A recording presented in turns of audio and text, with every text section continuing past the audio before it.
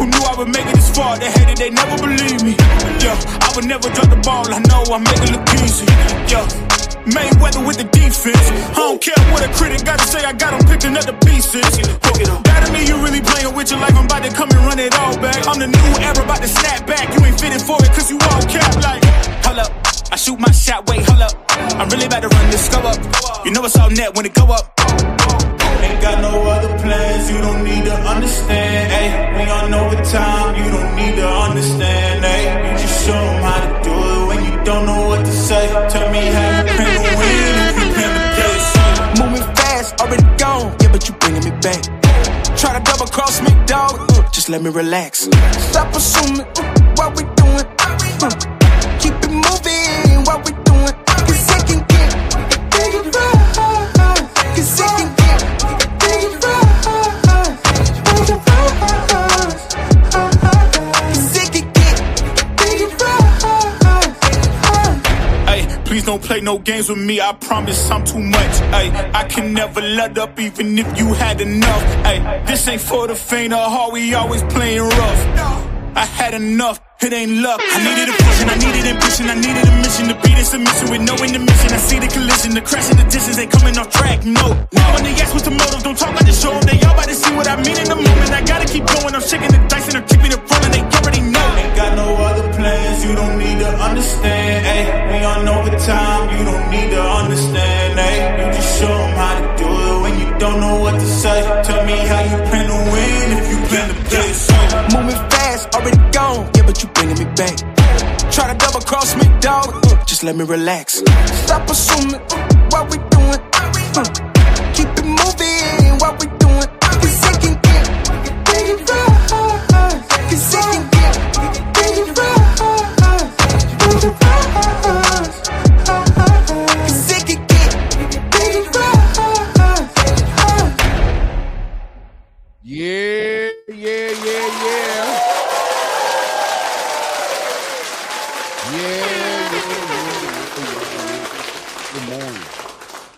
Good morning, good morning, good morning, good morning, good morning, good morning, or good afternoon, good early afternoon. What's good with everybody in the building? I see it's a slow flow this morning.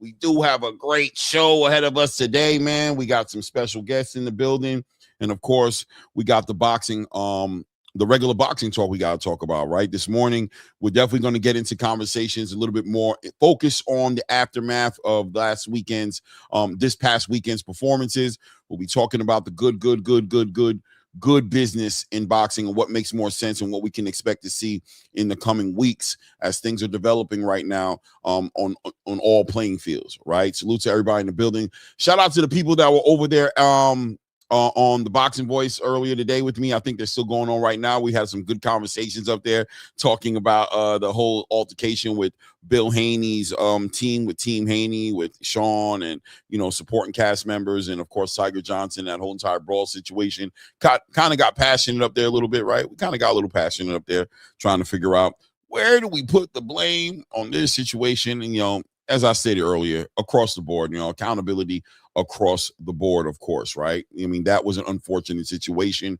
A lot of hands played their hands the wrong way. And I think with hindsight, people will return to the video and see where they could have done better. And I think if everybody did better, then we probably would have avoided that big altercation, right? It is what it is.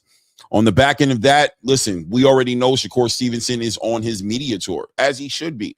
He just shook up the whole entire space with that performance he put on this weekend. So he's got interviews now rolling out, one with Najee, and I'm expecting more to roll out. I know Terrence Crawford is using the momentum to go ahead and do his interviews, and now that he's on the pivot. So, great conversations, great hindsight reflection on the positioning of Shakur Stevenson, how he got to that point, and even the idea of Keyshawn Davis. And I've spoken to you guys about this before, the wealth, the priceless worth.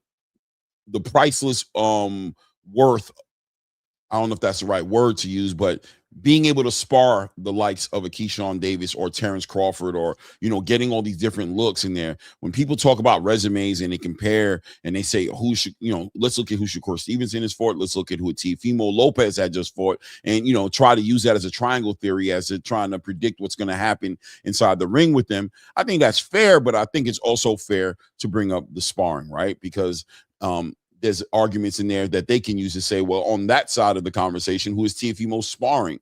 Who is he in the ring with that's preparing him for Shakur Stevenson? And I think we watch it play out inside that ring. And I think hindsight says that, you know, and when you listen to Shakur Stevenson explain his position on it, he feels like it's almost unfair, right? He feels like it's almost unfair to have fighters having to even fight him and Keyshawn, just off the strength that more than likely whoever Keyshawn's fighting or whoever Shakur's fighting, any of the guys that they're in the ring with aren't better than those guys, right?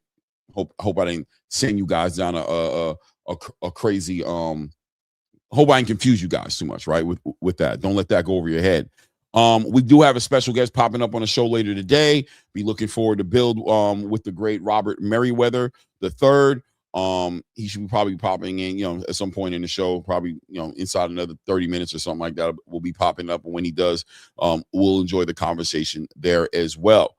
Shout out to everybody who is in the building right now. Looking at Flexing and Stepping in the building. What up, though? What up, though? What up, though? Says Flex, my boy Clay. Let's get it. No doubt. Let's get it in, man. He said, great job today on TBV. Thank you, man. I appreciate it, man.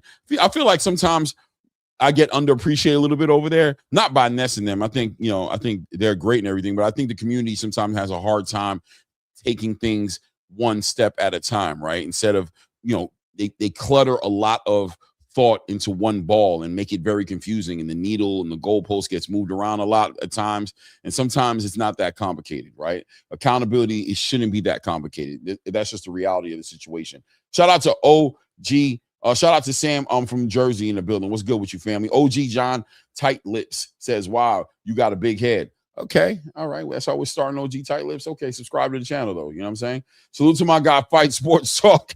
Fight Sports Talk in the building, man. Good to see you in the building this early in the morning, man. Says, I think Devin versus Shakur makes more sense. Keyshawn has plenty of other champions to fight. Devin and Shakur have history. We can talk about that. What makes sense, what doesn't make sense, because there's a lot going on there, right? With Keyshawn. I know the whole space is holding Keyshawn Davis accountable right now because he's explaining to the space that, look, I got options. I don't got to fight Devin next. And I think people might be misconstruing that as him not wanting to fight Devin next, right? But I think, you know, we'll talk about it. You know, I mean, when we get the usual suspects up here, we'll talk about that for sure. Flexing and Steppin says, emotional ass grown men put their fan pride in front of, yeah, man, right and wrong, right? I think it comes down to that, Flexing and Steppin. It's just right and wrong. It's not about support or not support. You know? I mean, you can still support the Haneys and what they're doing, but you can still have accountability in there inside of that support, right? How does that look? You know, it looks like, yeah, bro, everybody did what they had to do, because when it became a fight, it was a fight. And when it's a fight, right? So everybody did what they had to do at that point. But what could we have done to curb that from happening? Because once it's up, it is up. You know what I mean? Right or wrong. If I'm there with my brother's getting swung on, he's swinging on people, I'm swinging. I'm not stopping it. Hold on, what's going on? I'm not trying to get no understanding in the heat of the moment. I'm in there trying to take heads off like everybody else is trying to take my brother's heads off and probably trying to take my head off. But before that, when we look at hindsight, after we get home or something, we can revisit the situation, find out what happened. And if my brother was the one who instigated and was wrong, I can hold my brother accountable and still have love for him, right? And be like, yo, bro, hold up. But why'd you ain't had to do all that? So you did that. Now we end up in a situation that somebody could have died. We could have killed somebody by accident. We could have hit somebody wrong. They hit their head somewhere, death. Now we're facing charges. You could have died. I could have died. People we love could have died or got hurt in a real bad way. So we got to be able to hold each other accountable, man, and move the needle accordingly, man, and grow as men and be enablers of growth amongst ourselves, right? Leave it to my long-winded ass to make it into a a Martin Luther King speech. Slow said, nah, you to go, Clay. No doubt, man. Salute, man. Bulbous in the building said, Fight Sports is on ice supporter. F that clown. Okay, all right. That was different. Sean Longway in the building says, Tank versus Shakur, biggest fight. You know what I'm saying? Bear with me, because this just doesn't excite me anymore. I can't lie. Tank versus any, I don't know, bro. It is what it is. JR Spock, what's good with you, family? Oh, what's good? All right, man. So it is what it is, man. We got a lot to talk about. We got a little bit of time to kill before Robert Merryweather goes up there. Before I go any further into the conversation, let me bring up the usual suspects. Like I tell you guys every single week, you love to hate them or you hate you love them. Either way, man, that guy be talking some shit. Shout out to my guy, Ray. Angela Ray is in the building. Salute. What's good, big famo? Hey, feeling good, Clay, feeling good, the chat, the chat as always, man.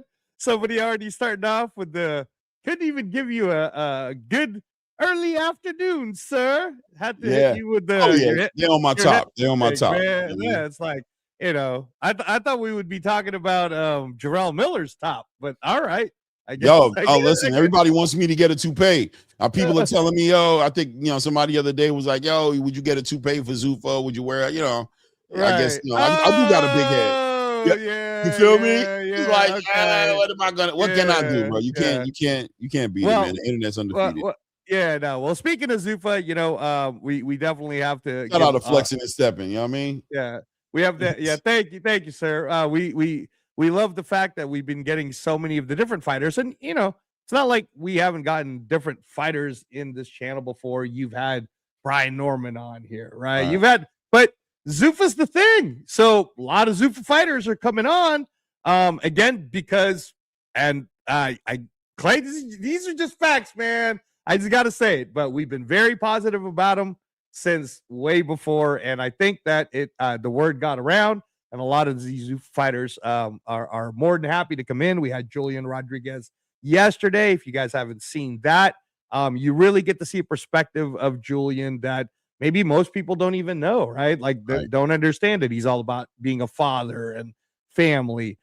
Today, we're really excited to have this young man. Jeez, you want to talk about young? Robert Merryweather III. They calling him king already, but he a young prince still, bro. He 20. But like in Game of Thrones, they had 20-year-old kings too. So it'll be exciting to talk to him. We're gonna have Jaleel Hackett on Thursday. We're gonna have Demazian Van Houter next week Tuesday. So we're not trying to make it a ZUFFA channel. It's just that a lot of these ZUFFA boxers are really wanting to come on the ATP Combat Media. So thank you to you guys, and thank you for your time on that. I am very excited that I'm sure we'll get a chance to talk about this today too. But Terrence Crawford went on to pivot. Shakur Stevenson had some words to say today too. But the subject of today, as you were saying, is good business, right? And what I wanted to point out, Clay, and I kind of want to get your take on this, is do you ever look at boxing kind of like, I think it's the only sport in where the money will reflect the matches. Because in no other sport is that value, right? of the fight. Value of the fight. The closest thing I could think of, I guess, would be because baseball doesn't have a salary cap.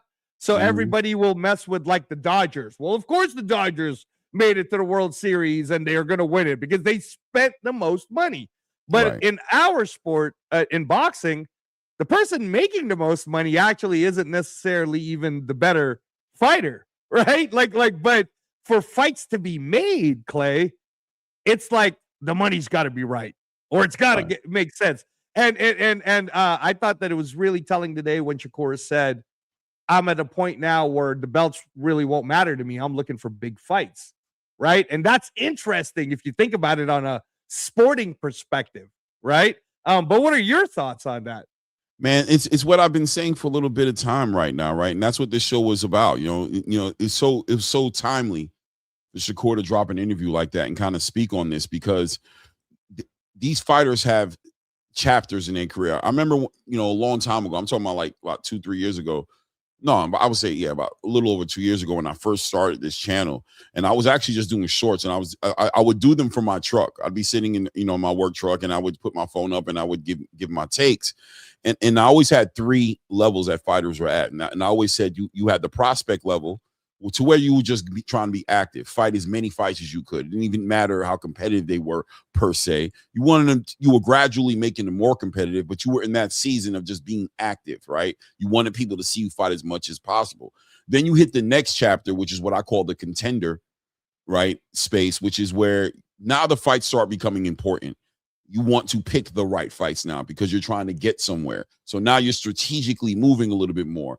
But after you've accomplished all of that and you've gotten the belts and you've gotten the accolades, now you enter the prize fighter part of your career, right? Now it's about setting yourself up to find your way out at some point. Let's line up the big fights, get as much money as we can. Let's make this whole journey worthwhile. Now we reap the benefits. We start harvesting, right, from all of the work we put in building ourselves up. And I think the Shakur Stevens and believe it or not, right now, I think Keyshawn Davis is in a like a middle place where he's still the contender champion, but he may have an opportunity to jump into his prize fighter space, right? And he's entertaining which route is he really gonna go. Like, I can make it all about the money right now, but I also got a lot of contender legacy that I still looking to accomplish and build it. But if I can get in the door, you know what I mean? It's like, even though I'm not allowed in this club, if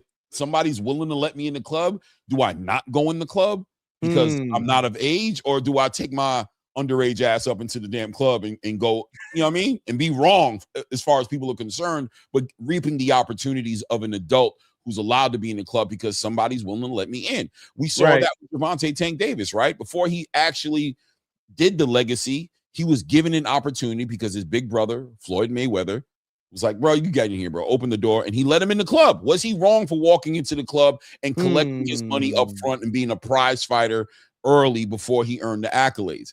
You know what I mean? Right. Jake Paul. Business, right? Jake Paul's a prize fighter, right? 100%. Right. 100%. Right. People are mad at Jake Paul. Oh, he didn't pay his dues. He's just straight up getting the money. You know, Tim Bradley was upset. He look at everything you did, but he didn't have to. You know what I mean? Some people get that privilege, get that opportunity, and are they wrong for taking it if it's given to them? What do you think about that, Ray? Yeah, no, you know, it's funny that when you say that, are they wrong? Fighting and boxing in particular, man, is the only sport where people die. And I believe the last time I looked at the average, I haven't seen the 2025 average yet, but going into 2025, I believe it was an average of in between 8 to 13 deaths per year. Like this, I mean, which is globally. I'm talking about globally, things that happen. You know, that boxing was the cause during a fight for it to happen, right? So I'm never mad at any individual in any business that they do, Claymore. I would never be mad at them for wanting to get the most money they can for the work that they're trying to produce. Now, on the flip side, though, as a fan, like, you know, when we're watching it, we're the consumers, right? I would hate that for the NFL or the NBA or any of the leagues, because then it's like, so you're telling me that here we are, we're in Super Bowl week, but the Seattle Seahawks, who was the best team in the NFC, will only play the worst team that can get them the most money, instead of the team that actually deserve to get into the finals. And that's where I feel like we're now at a point where, and as you know, you know, Clay, but having been in the UFC myself, right, and understanding that in that league, everybody gets paid, right? And no one, like, you can know or not know, but you don't really know because Dana be giving out checks to people on the back end, and you're getting money for sponsorships and other things. So you don't really know what the total value net worth is, right? But at the end of the day, there isn't, well, we're putting up John Jones because he's the A side against Daniel Cormier, who's the B side. It's just the way it works is Daniel Cormier is the champ. John Jones is the guy that needs to challenge him.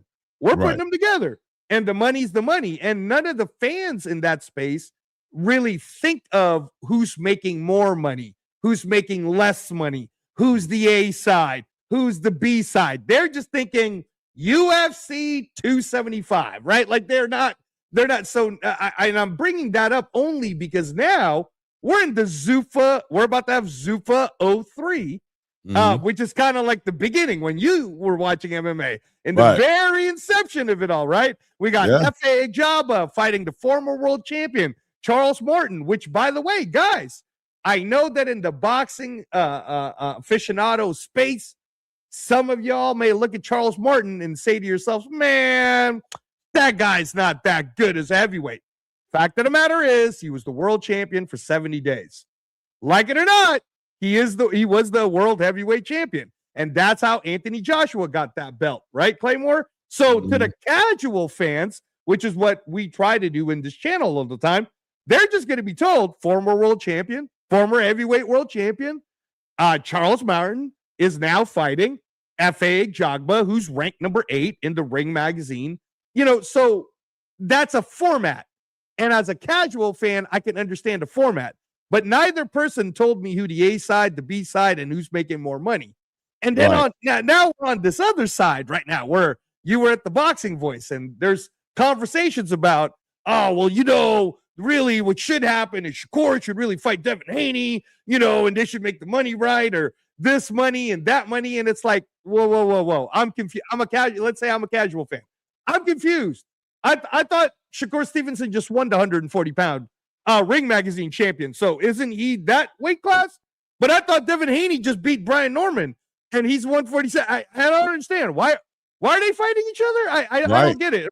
It's confusing because the money, the business is involved. That's why I want to hear from your perspective. It's very unique. It's a unique sport, bro. Without a doubt, boxing it's a unique sport, man. It's just not cookie cutter the way maybe it should be, but the way it actually is what it is. And that's important to take into consideration when you're trying to figure out in a real way what to expect next. You have to take it into consideration. This is a sport where the value of the fight makes the biggest difference as to the likeliness of the fight happening. And when we're having these conversations, unfortunately, it's the inconvenient truth is, if you're trying to figure out what Keyshawn Davis is going to do next, if you're trying to figure out what Shakur Stevenson is going to do next, Devin Haney, Gervonta Tank Davis, any of these fighters, you have to take into consideration what's more valuable to them, what makes more sense to them, and which way they're probably going to go. Unfortunately, that's just part of the game.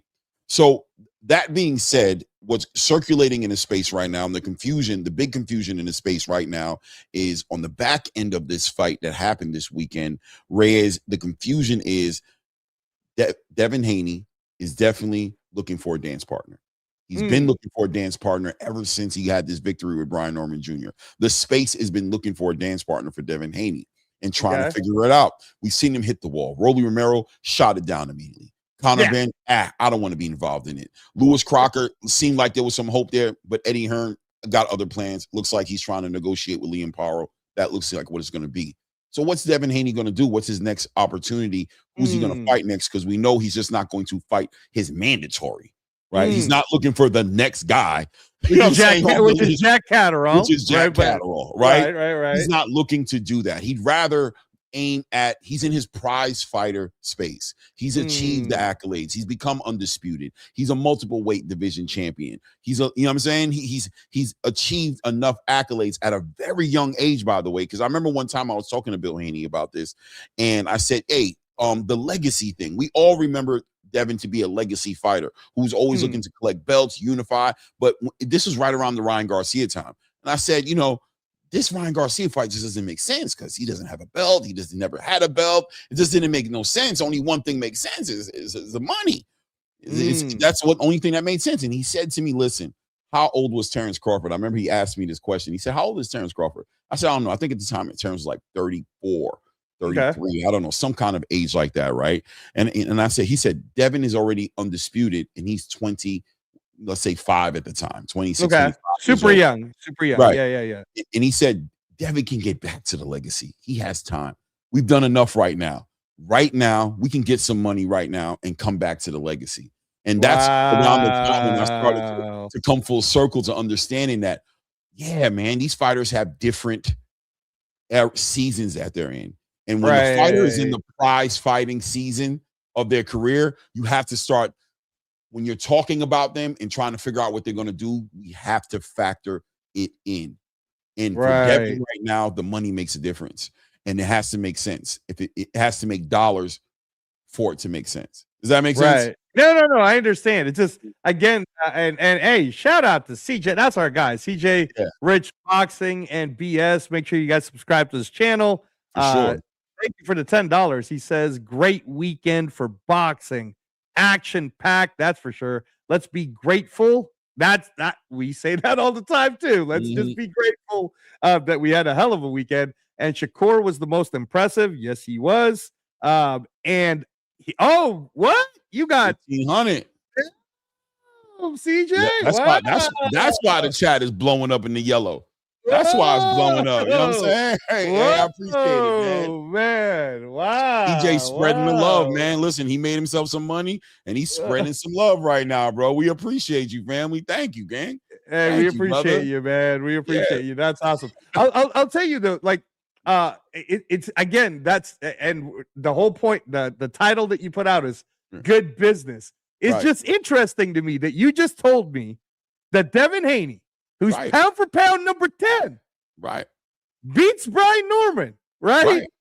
And he's the one looking for a dance partner? Like, what happened to people wanting to be like, I want to fight that guy because I want to be where Devin Haney's at? You're telling me people are turning him down? And is it, and again, I'm speaking, when I do this, you know, Clay, I'm doing the devil's advocate side, but I'm speaking for the casual fan. Talk to us like we're a casual fan. So Claymore, please explain to us casuals why someone wouldn't just fight somebody to go get what they have. Isn't that what all sports is about? To be the best you could be? Can't two things be true? That I can make money and also be the best of this time this year, right? Can you explain to me why Devin Haney doesn't have a quote unquote dance partner? Well, I think a lot of these fighters, they're trying to build up to their biggest paydays as well, right? And they understand that stylistically, Devin Haney, you know what he's super capable of doing? Slowing a fight down, no matter how much of a puncher and how good you are. And these fighters know it. Right, the Rolly Romeros, the Conor Benns, they understand, man. We want to be involved in super exciting fight of the year candidate fights, and we don't believe. And this is what I'm hearing from them. We don't believe we can cut the ring off. We don't believe we can close the space. We don't believe we can make this fight an exciting fight because Devin Haney is better at controlling everything we're doing than we are in forcing our will on him. Right, the good boxers don't care. Like, it don't matter who that guy is. I'm going to, like, Keyshawn, for example, is a fighter who sees Devin Haney's style and says, I want to fight him and I'm going to knock him out. He knows what he's facing. He sees Devin for what Devin Haney is, but he's saying, in spite of that, I'm going to cut the ring off, close the space. I'm capable of doing it. My IQ and my pedigree, I believe in, and I believe I can take advantage of him. He's not doing that shit with me. You feel me? Now, and now listen, I'm being devil's advocate, so nobody come and destroy me on the panel, right? Yeah, right. What did Keyshawn do to be able to? Yeah, right. No. We're having a discussion, guys. We're having, I'm saying is that when confidence comes out in a person's willingness to fight, when my guy Angelo's saying what it is, I'm just trying to put perspective on it to say that this is what it is. Those guys don't believe they can beat Devin, or they don't believe they can box or take what Devin does away from Devin. They believe he's better than they don't know how to do it. And I think there's some honesty in there that we can respect, right? Right. Like, No. Bro, I mean, if you don't think you can win, then you don't think you can win, bro. What do you want me to say?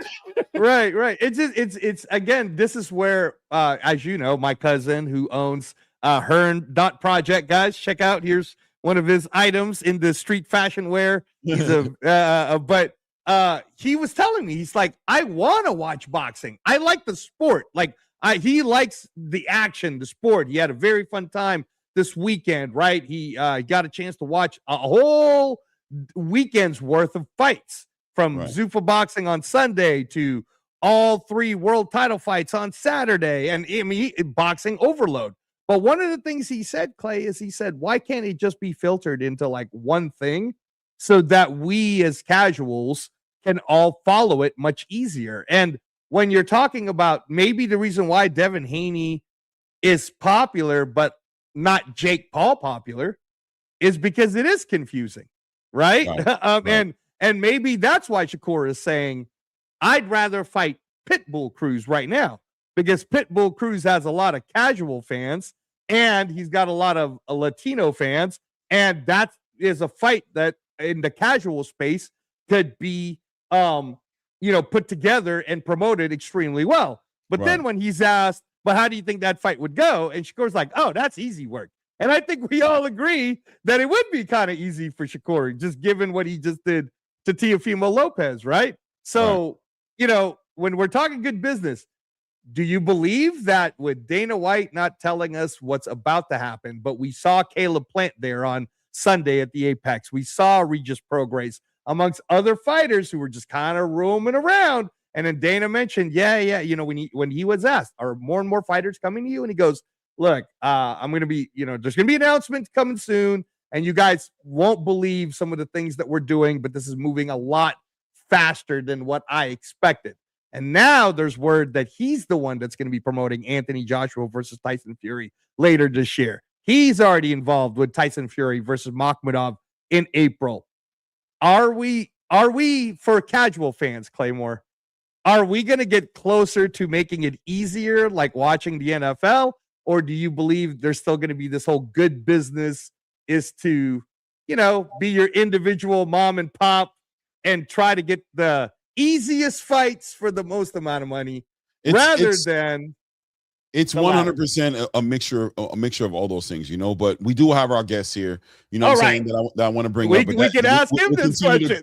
We can get him involved in it too, because good business is good business, right? And boxing is all about good business. So, ladies and gentlemen, listen, man, when we're talking about the next generation of great fighters that are coming together, man, just you can kind of see the writing on the wall with these guys. I mean, it's all about the eye test, tilling the soil, planting the seeds of the future. I think that's what we're looking at when we're talking about ZUFFA boxing, for me personally, right? Yeah. I don't get caught up so much in the veterans and the stars that ZUFFA is able to sign as much as the future stars that are going to be paving the path in the future. And I think that's what ZUFFA boxing, the system, seems to be like it's doing, developing the future. And coming up right now is the future of boxing. Shout out to Robert Merryweather in the building. Robert Merryweather in the building. What's going on with y'all? What's good, family? Welcome, King. Can I ask you, are you currently at in Vegas? And because that looks like a ZUFFA background or some kind of. We at home. Oh, you at home now? All right. I live in Vegas though. It could be a ZUFFA background. We support ZUFFA. Yeah, absolutely. Salute, Mr. Merryweather, by the way, man. Merryweather. How you doing, sir? Congratulations. Great to have you guys up here. Yeah, man, definitely. Congratulations on your victory, man. Great performance. Looking forward to so many more performances, but it's the new wave, right? It's a new wave of energy. So let me ask you, first of all, how are you feeling, first of all, this morning? How's everything going so far since your victory? How's everything going? Feeling good. Just started back in strength and conditioning today. Right. So, feeling good, strong. I just started my strength and conditioning at the UFC Apex. So, PI. So, I'm feeling strong right now. Yeah, I can imagine. Go ahead. No, that's awesome. Hey, King, let me ask you this. So when we're looking at your career, right, and we understand that in the non-ZUFFA boxing space, there was the weight division of 130, but in ZUFFA, they're going 126 and then they're going 135. Now you on your last fight, you were fighting a lot closer to 135. I'm wondering, because you're so talented and you're so young, are you going to stick to that? And that's your trajectory of being ranked under ZUFFA at 135 pounds and going for the 135 ZUFFA boxing belt and being ranked at Ring Magazine? Or is there a chance that we might see you at 126 at featherweight? No, you're not. You're not gonna see me at 126. That's Okay. nah. I'm 130, 135. That's always been my go to. So with Zuffa, I'll be at 135, and then with Ring, I mean that's a whole nother thing. They have a 130 pound champion at Ring magazine, so that can definitely be possible as well. That could be a legitimate option. So let me ask you this, right? You're coming out of the Mayweather gym. That's where I first heard of you, right? Yeah. That's where I first heard of you was, and I'm picturing anytime I see a prospect like yourself coming out of that gym, I'm thinking, oh man, highly sought after, super talented. Not everybody gets in that club. I mean, it's almost like a badge of honor, right? To be coming out of that club. That means somebody sees something in you. So before I even saw you fight, just knowing that badge of credibility you had, I expected a lot from you, right? So I'm assuming that I can only assume that you had a lot of opportunities potentially in other areas that you could have went. I'm sure a lot of people saw you and saw some potential in promoting and pushing you. What separated Zuffa from the pack? What put you in a position to be like, you know what, this more fits what I'm trying to get done in my career? I mean, Zuffa is the main promotion that's been giving me an opportunity. That's the main thing that I've been looking for. As far as I mean, they have a good platform. They're on Paramount Plus, so I know I'm gonna be on TV. I know that it's gonna be a lot of people around being able to turn on their TVs and watch a Robert Merryweather fight. So just with that alone, I mean that's a big plus for me. So I feel like and you know right now the U.S. landscape for boxing is not where it used to be. You're not seeing a lot of these promotions are losing their TV deals and things of that nature. So, I just feel like to get back in USA for USA to have a great platform. I mean, I think Zuffa is one of the best one right now.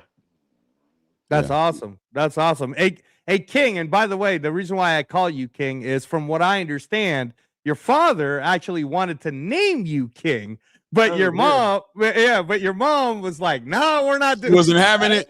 I didn't put the story out enough for people now. No. I mean, from what I understand, King, and yes, sir, I do know that it was you, Mr. Merriweather, that wanted to call your son King. But mom wouldn't have it, so I thought happy that wife, was happy life. Yeah. But that's why I'm calling him King. Her response was, "He's not gonna be able to get a job." I said, "Baby, he's not gonna have to get a job." Yeah, I love it. I love it. And she won the argument. You know how Clearly. mom's go in the hospital. She won the argument. Right. Yeah, his name was supposed to be King Robert. King Robert Merriweather. Awesome. That'd have been diabolical, man. That would have been a great name, man. King Robert Merriweather the Third. That just sounds like royalty. That's awesome. That's awesome. Well, I mean, we saw you come in your Zuffa boxing debut, King, with your crown already, right? I thought that was nice. All right, we got a little outside personality coming in with the Zuffa uniforms, which I like these Zuffa uniforms. And from what I understand of your career, you started when you were 7, so you've been boxing your entire life, multiple national championships, right? So my question is, and your father could probably answer some of this too, is when you guys were going towards the trajectory of boxing's going to be my career, why did you go pro so early instead of trying to go to the Olympics? Well, usually I just say is I had outside people in my head, but I just said it was I had Floyd Mayweather in my head, and as a 15-year-old, I think it was 15, 16 years old, being 15, 16 years old, having a guy of influence like that in boxing saying that he wanted me to go pro and he was gonna sign me and things like that. I mean, it kind of influenced me, and I was stuck in my ways, and my dad just he went with it. At first he wanted me to stay amateur for longer, but I was just stuck in my ways, and I wanted to go pro, especially with having my The favorite fighter cosign. at the time. Right. Giving Right. me the cosign like that. So Now, my Do you- follow-up, sorry, Clay, it's a two-parter. My follow-up to it then is Dana White and Nick Khan have been very vocal, and they're working with USA Boxing, and we all believe that they're going to be helping the USA team and the Olympics do well in 2028. Now we're in a scenario where pro boxers can't compete, and there are fighters like Bakadir Jalalov, the heavyweight who already has 2 gold medals in competing in 2 Olympics, but both times he was already a pro. So is that something, because you're only 20, that you would consider where you'll go maybe try for the Olympics and keep going back and forth, kind of like some of the European guys? the only thing is with USA Boxing, we gotta see if USA Boxing would even allow that because they've never done that before, They did it last year. other than 2020 for the COVID. But I mean, it'd be nice, but I to be honest, it's never been my goal. Like it's never been It's a possibility. a real goal for me. It's a possibility. It's a possibility. Okay, Dad You saying see, I there's a think possibility. Dad's bringing that the understanding of the experience being priceless for you. I think, right? He's seeing the reality behind the idea. Like that right there could raise your pedigree within itself to be in that type of structure, be in that kind of environment, give you an experience that you probably never had before, which would probably add to you as a fighter. Dad, please tap in, help me out here. Why is that a possibility? Because it's an experience of a lifetime. You know, Right. to go through that, experience it, maybe possibly win gold. You know, it's experience of a lifetime, and he could be, you know, named with some of the greats that has won the gold medal. I agree. Pro fighters in the Olympics. You just don't understand, King. He was a You pro don't fighter. understand yet. It doesn't matter. They might do it because everybody else is doing it. Yeah, you never know. All these years, they should have been done it. We haven't won gold since 2004. And that's why we need someone like you, King. That's why we need the King. You just hit it right on the nail at the trajectory of the conversation, right? Which is exactly what you said, is the fact that we haven't meddled in so long, and a talent like yours, if given the opportunity, right? Of course, you're right that I mean, it if they might give not me be the there. opportunity, it's definitely a possibility. But I'm just saying, like, I'm just thinking realistically. I don't think that they would allow a pro fighter into the Olympics just because they've never done it. Other than the one time they done it in COVID time when everybody went pro. Although the whole team went pro, and then they came back because of COVID. Even then, some of those fighters weren't on the team. They weren't even supposed to go to the Olympics. They just brought them back because of some technicality. Well, Robert, hey, King, I'm going to say this one last thing about it because I know your dad would love for you to have it. Please understand that all of us believe that you are so talented and you are so groomed to do any type of boxing you want to be that we would actually believe that you can go get a gold medal if that's something you choose to do. But sure. I want to say this. I'm making my pitch right now to Dana White, who on your post-fight conference, Dana said when they kept asking him, hey, is this going to happen? Is this going to happen? Is this going to happen? And Dana White kept saying, anything is possible. Anything is possible. So Dana, and you can let him know, Mr. Merriweather, that Angelo Reyes said this. How about you make the dream team from the ZUFFA boxing group for the and Olympics. Send them to the Olympics? Pros from ZUFFA that will go to the Olympics with King Robert Merryweather representing that lightweight class. Okay, that sounds nice. I like that. We're going to pay for you. I'm trying to tell you, man. We're trying to tell you. There's a vision out here. There's a purpose here. But look, King, so, we're talking about what we want, right? We're being selfish boxing fans. I'm going to be real with you. That's exactly what's happening right now, right? But this is about you and what you want. So speak to what you want. You know what I mean? Where do you see yourself in the next, let's say, 2 years? What is a legitimate goal for you in the next, let's say, 2 years in your professional career now that you got this platform? I mean, 2 years, I see myself, ring cards, fighting for belts, or just be a contender status, just being around a belt and being at that belt level. So that's my goal. 2 years from now, I'll be 20. 22 going on 23. So Yeah, that's my that'd be goal. pretty young. That'd be pretty young, man.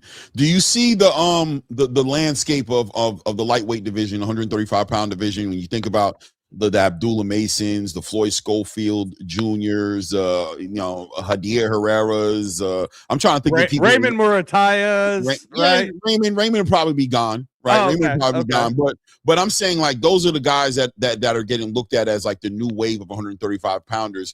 Do you see yourself in that same conversation as a lot of these guys in the next year or so? Like you see yourself legitimately being able to compete with these guys? For sure. I mean, there's no way that I can't look at myself in that demeanor. I feel like I'm a top guy. I feel like I can be in the top conversations with champions in the next year or two. I know I'll be in that contender status, like I said. So looking for belt challenge, and that's my goals.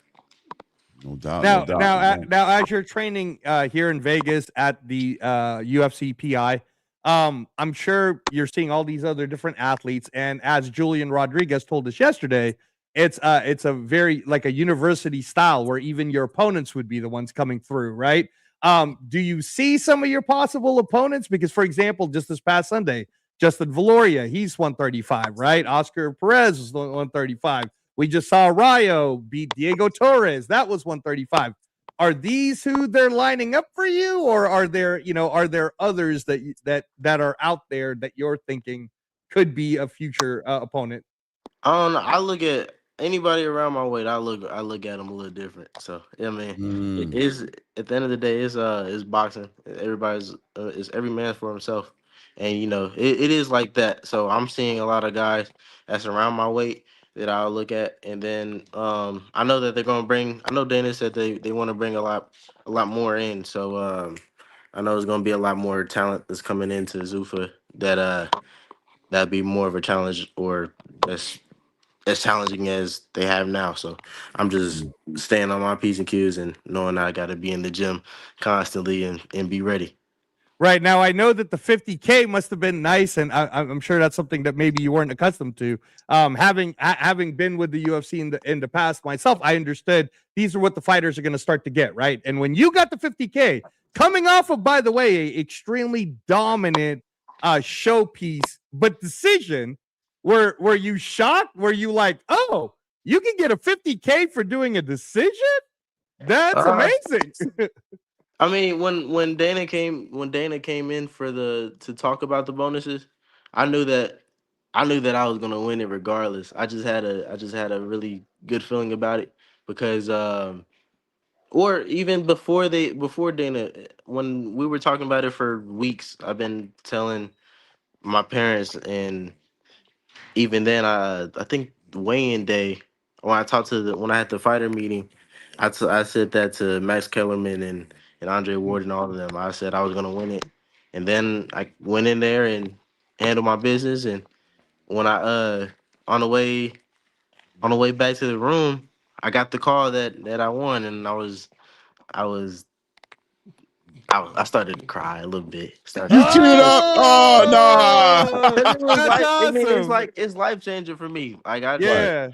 I hadn't fought in 300 some days. So as a boxer, you're not making money unless you're fighting, and Right. that was a long layoff for me. And to be able to turn around and get something like that, it was definitely it was sentimental for me. That's awesome. Can you speak on that emotion then? Was that because I know you've spoken on this before, but that's one of the major reasons, right? Why you wanted to be with ZUFA, knowing that there isn't this weird people are going to try to avoid me. There is no avoiding anybody. But just the activity. Can like are you at a place now where you're like, hey, I'm already back into training and I'm getting ready to fight again here pretty soon? Yeah, I have we have a target date already, so I'm knowing that I'm getting in camp soon. Well, I'm in camp now, but um we have a goal in mind. So fighting with a goal in mind is definitely um I have a different, feeling or with that. So I've been able to go through where I'm just training without any goals in mind, just being in the gym, staying in shape. and it's a different mindset when you're in that difference between having a fight date and knowing that something's going down really soon. Yeah, that phone call, waiting on that phone call is kind of weird. Now there's a little bit, it seems like there's a little bit more peace of mind because the activities is locked in. So now you're like, okay, I got something to work on. So you're trying to stay on point. So right now in your career, activity, opponents, or positioning, right? Those are the three. And then my question is, what's more important out of those three things right now between activities, opponents, and positioning, right? What are you more concerned about right now? Yeah, for me, I'm just glad I'm able to showcase what I can do. Mhm. So being able to get in the ring and constantly get in that activity is definitely a different feeling than I've ever been able to experience. You know, I've fought, I think what the max was 3 times in a year. So Mm. I think Mm. I think this is gonna be a different pace for me, and I'm looking forward to it. Man, Yeah. it sounds like you're fighting. I mean, I don't want to say you're fighting in March, but it sounds like you are kind of already have a target of fighting really soon. Is it possible for us to see you fight more than 3 times this year? Because you already Well, fought that's what I four was going to times. literally ask you because I think on the Yeah. Boxing Boys yesterday, you said you guys could possibly go north of that, right? Like 4 or 5, huh? Yeah, we can end up doing 4 or 5. Right now we're on target for 4, but you know, anything can happen, so we can end up getting 5. Yo, Wow. can I ask you a question? And I want to get some clarification for myself. As far as education, is it true? Like, are you like, did you graduate college or something? Like, I can go to college anytime. I got a scholarship right now, but I graduated high school at 16 years old. Just that's what it was. Whoa. That's what it was. You're like Doogie with Howser. I the mean, wow. I had a 3.9 GPA, so I had my Ooh. parents on me. That's You what need it to get was because better I know there job. was something with the education thing with you. I know that you're a real smart dude. I was telling Reyes that I'm like, nah, I think he's either got a degree already or graduated or something was going on with you. So I know you're super educated. You're super articulate, by the way, man. I Right. saw you on up there with Max Keller in there. How was that experience? How'd that feel to be there on that big stage? You know what I mean? Did you feel kind Uh, of small amongst the giants, or did you feel right at home? How'd you feel? it was great. I think they called me Sunday morning right after. Oh no, Saturday morning right after the fight on Friday, and said that they was flying me out to California for inside the ring. So that's a good question. I'm like, oh yeah, That wasn't I'm what telling the story. yeah, yeah. I went to inside the ring, and you know, being around those, just seeing. I came in and seeing Max and Malik and Mike and Shady, and just seeing those guys. It was definitely, I was a star. I was, what is it? A deer in headlights at first, but just getting in front of the camera, I kind of settled down and was able to just talk and be myself, and it was a great experience. I loved it.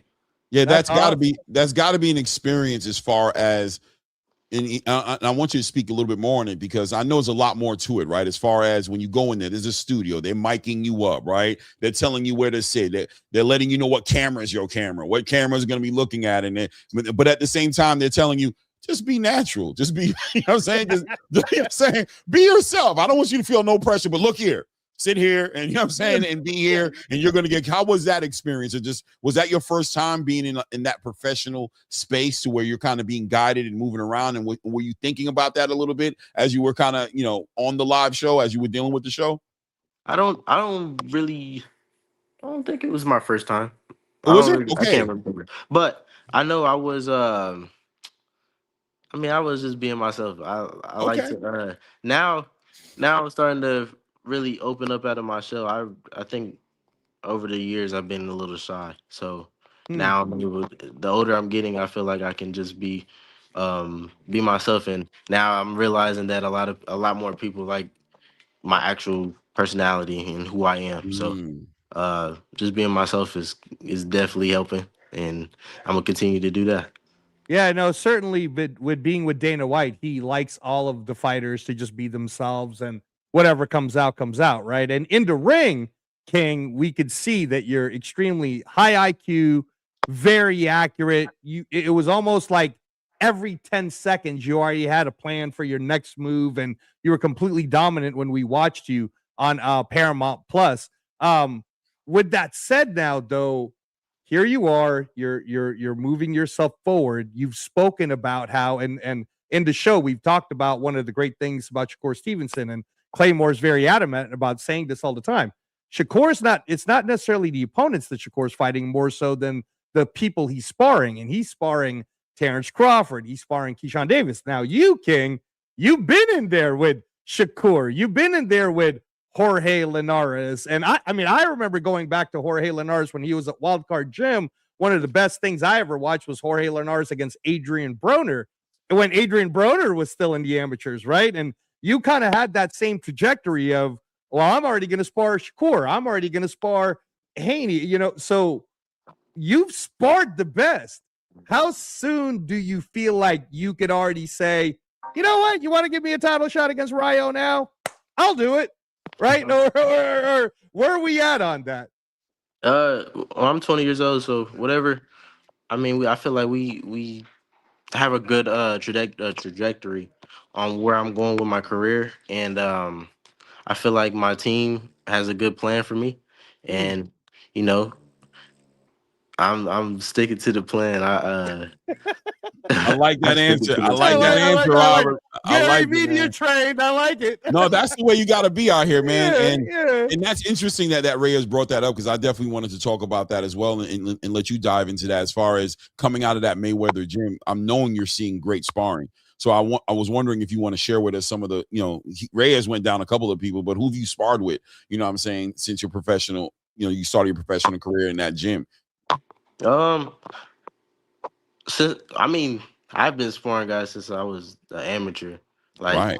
I had sparred Tank and Devin when I was 15, 16 years old. And then as I gotten older, I've sparred Linares, Keyshawn, Shakur, some more. But I've been in there with a million champs at this point. So No, that's what's up. That's what's up, man. That's gonna do a lot. Keyshawn, you saw the fights this weekend, I'm assuming, right? Yeah. Are you still a boxing fan, Robert?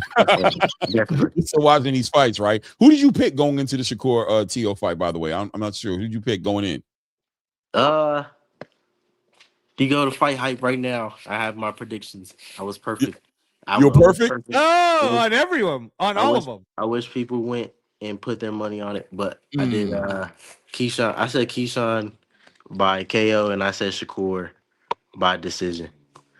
Although I had it closer than what it was, but I had Shakur by decision. What do you think was a big? Because I think a lot of people did, with as far as Shakur and T.O.'s concerned. A lot of people felt like it was going to be a super competitive fight, and it just wasn't, right? It was one-sided. Did you put your finger on what it was that made the difference from you watching it? What was it that made it so one-sided as you were watching the fight go through? What'd you see? It was one punch, and well, two things in one punch. It was one jab and Shakur's distance. I mean, it changed the game for T.O. And it felt like, when I was watching the fight, it really felt like T.O. really didn't have a plan or a game plan or any types of strategy to try to change what was going on in the fight. I mean, he kind of went in there like a deer headlights. Like, he was confused from round one on, and I don't really see what, like, I don't know. It was really weird to me just watching the fight go on. Like, T.O. just seemed like he wasn't himself.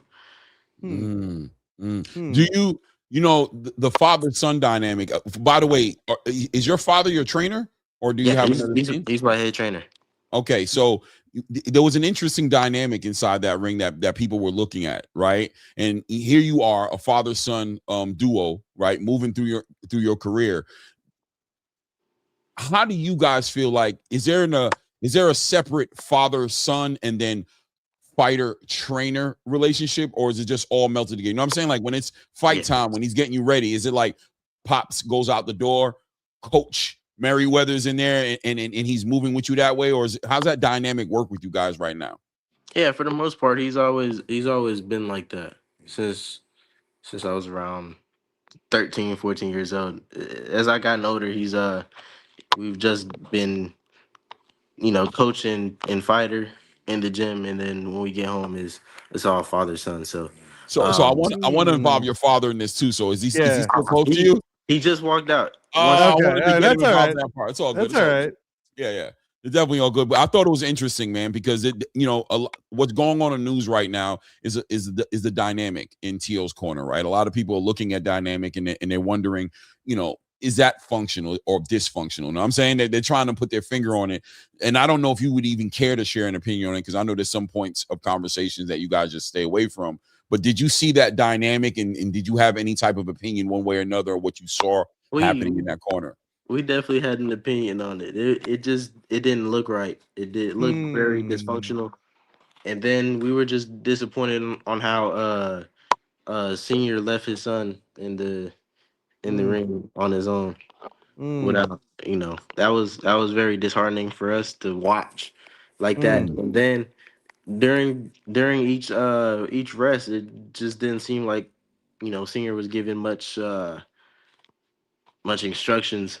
And mm, I mean, he kind of, I felt like he kind of he threw Junior out there in the mm. pool without him knowing how to swim, and just try to make him swim without Right. teaching anything. So, Kept mm, demanding uh, him to swim, right? yeah, Swim, come on. He's like, I don't know, yeah. I'm trying, and help me. He's like, So no. mm, so he went out. I mean, he kept on throwing him out there, telling him to not really do much. It was just, where's your power, or punch him. Like, that's easier said than done. And he really wasn't breaking it down on what he should do to actually punch him. So, No, I mean, on a scenario like that, because I know for yourself, I feel like when you're sharing these thoughts with us, you're not just watching it as another boxer who's moving up to as a contender moving up. You're looking at it as a son, also, right? You're looking at it as a human being. So,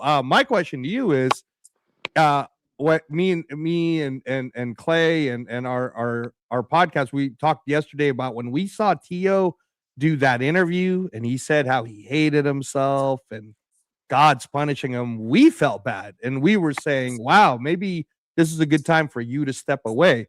Now, from what you saw, um you're a fighter right now and you saw that dynamic and you're seeing it from both the son perspective and the fighter's perspective. What advice would you give Teofimo at this point? it's hard. It's hard because, with him saying that, God, I mean, that's just a mental thing that even I couldn't really help him with that, because, Right. a lot of people go through mental issues and mental problems. And, even I went through some tough hardships myself when I wasn't fighting. I went all of 2023. I only had one fight, and that was on a very weird notice. Like, I didn't know if I was gonna fight or not. So it was very hard for me to go through something like that. So just for him to go through what he's going through right now, with with him losing his belt, and then, even then they had a very big beef with him and Shakur. So, and Mhm. Bud as well. So, you know losing that battle as well, and then with his dad, that's not even a boxing thing. That's more of a family, you know, Yeah, love exactly. thing. So, uh, you know, I'll say whatever he's going through, I just hope that he can pray on it, Mm, and have a better day the next day. No doubt, no yeah, doubt. yeah, So on the better things, right? Because this is a gloomy yeah, topic, right? yeah. Like it is what it is. That's T.O.'s side of the conversation, but I think the bigger part of the conversation is Shakur Stevenson put on a master class, right? Whew. And I'm sure you could appreciate that because you're a boxer, right? You're a high IQ boxer. You take your time. You're not just some puncher. Were you able to appreciate the performance, like in the guy that you sparred? Was it kind of like a little bit of a validation, like, yeah, I sparred against that dude? You know what I'm saying? The Shakur, was it like, yeah, That's why I've been Yeah, trying I to mean, tell y'all. just from watching the fight. I mean, as like you said, I'm a boxer, so Mhm. I was able to take some things from what I watched and just put it in my arsenal as well. And then man, that was definitely a that was a That's what I'm that saying, right? was definitely a great performance. Even when you look back at it, it was really great. Like just shutting down a fighter of To's magnitude like that. It was great. I mean,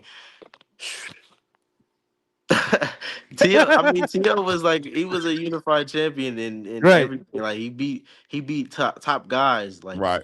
he Yeah, he beat beat Loma. Lomachenko.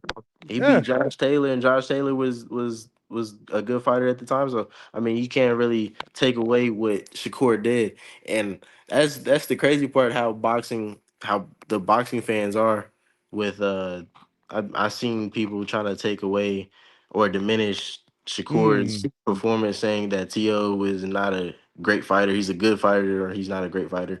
Like T.O.'s a great fighter, and Shakur really made him look like a decent fighter. So, um, Yeah. you know, that's another thing for boxing fans. They're just I don't really resonate I with was them. literally about, Yeah, I yeah, swear I was yeah, about to roll into that. I swear to you, bro. yeah. Literally, I was about to roll into that as far as the fans. And you went with it, bro. And that's why I was letting you go. But I was literally going to follow up the question with you as a boxer being able to really see how great what Shakur did was. Like you saw it. You knew how that was Shakur, right? Being a masterclass, high IQ boxer, but these fans ain't seeing it that way. Do you ever get concerned with that for yourself? That people aren't seeing you for the high level fighter that you are, or have you learned to just kind of like, how have you faced that? Not being, because not every, like, you didn't get a stoppage your last fight. You know what I'm saying? You made the boxing match the priority. You know what I'm saying? You scored. You were defensively responsible. You were putting heat on them now.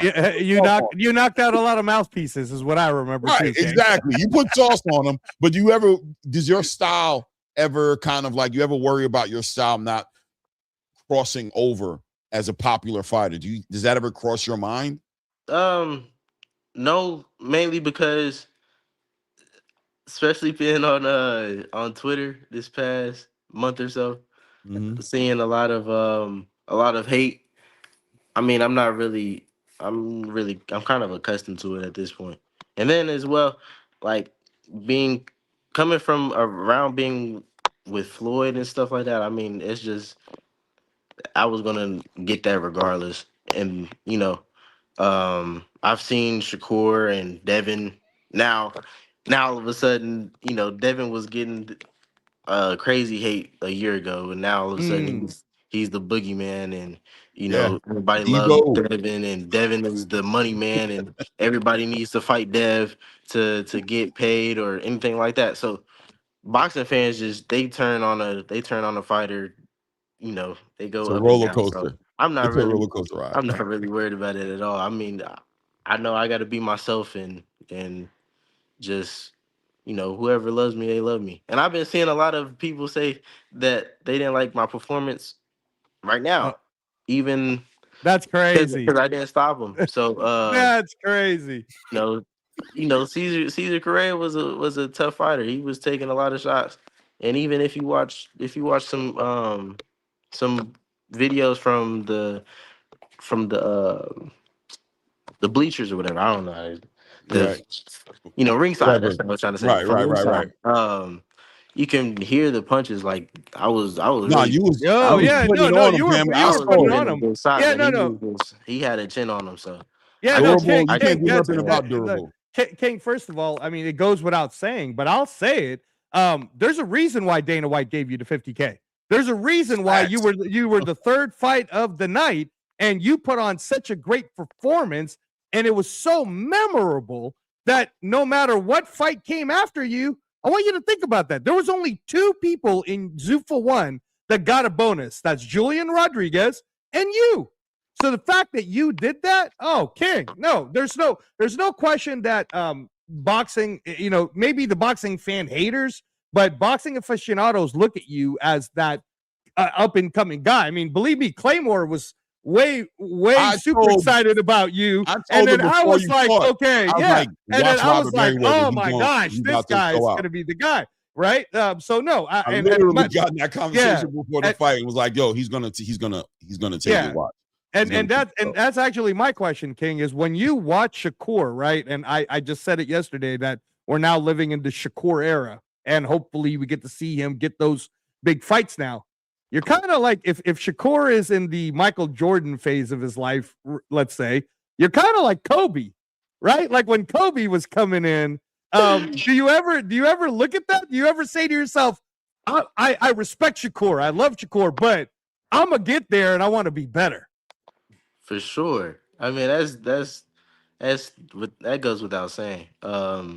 Is Shakur Jordan right now?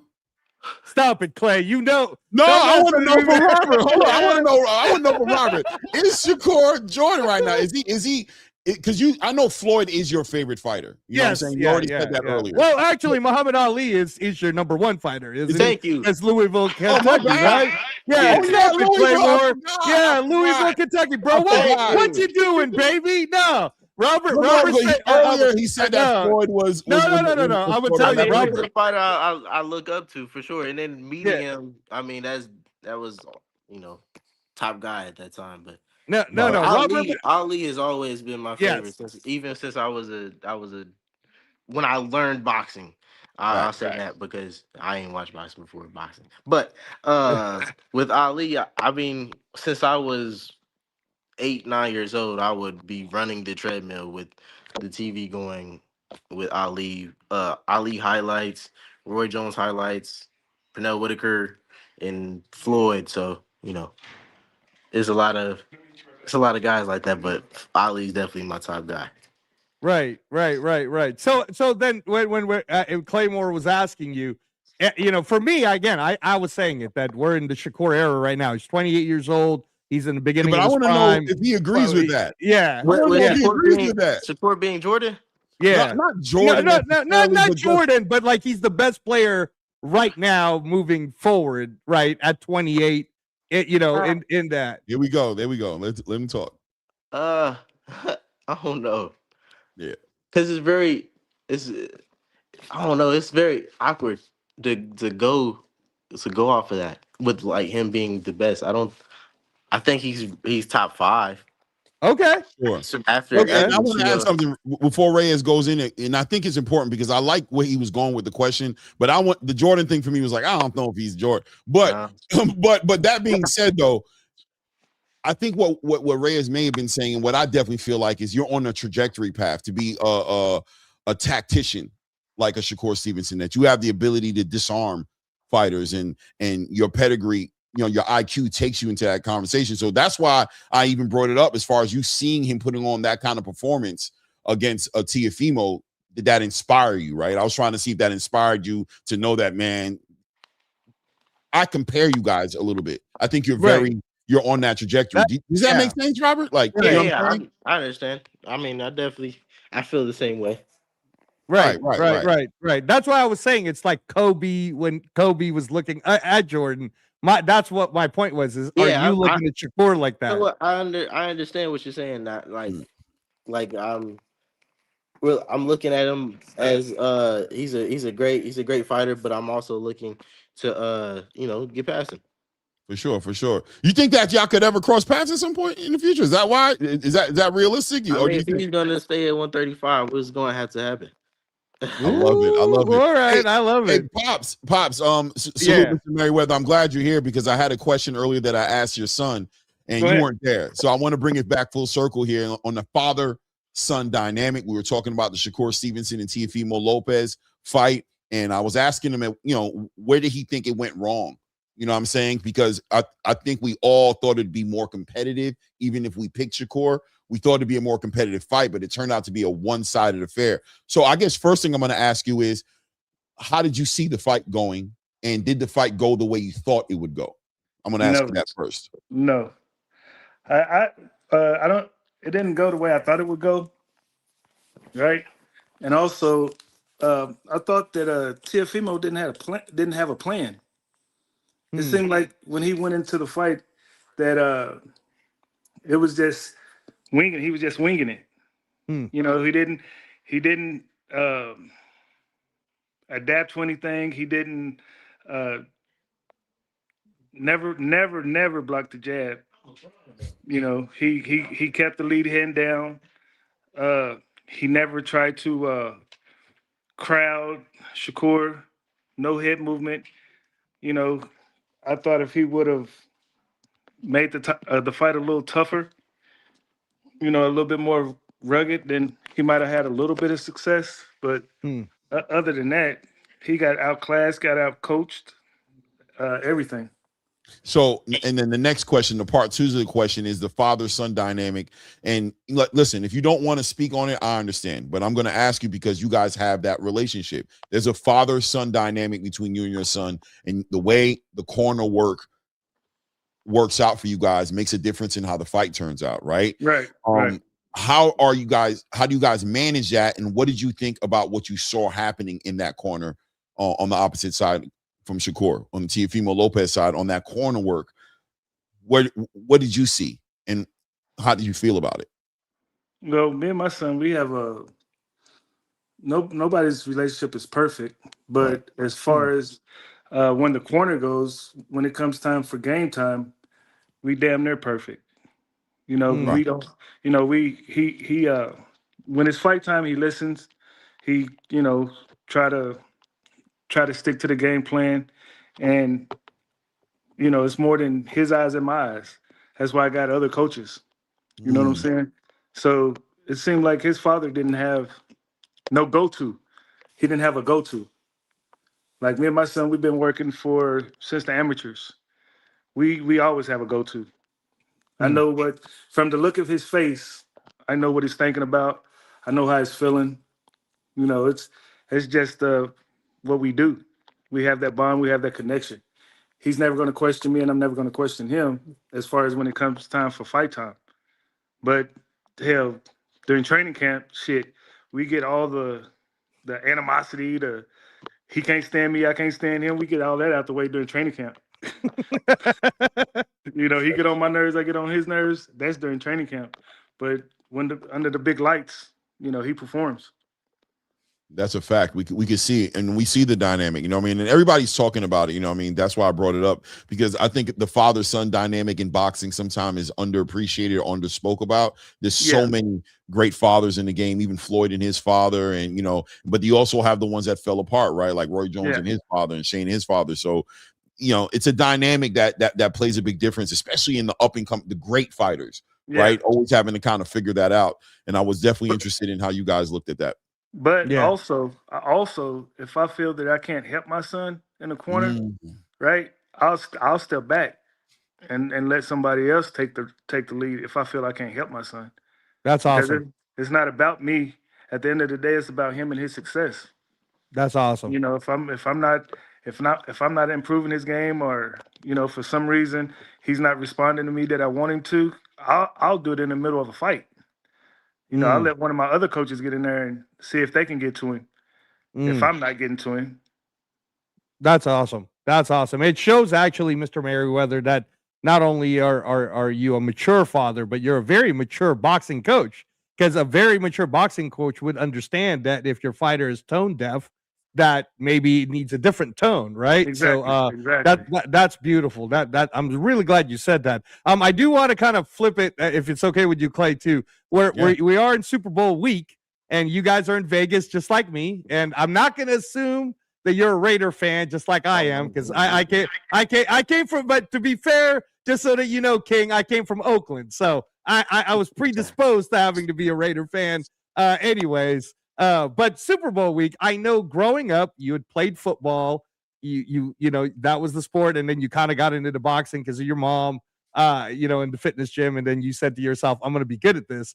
But football wise, for the Super Bowl this Sunday, who do you think will win? Because you got a Drake May who's only in his second year. Drake May's kind of like you, right? And then you got Sam Darnold, man, you know.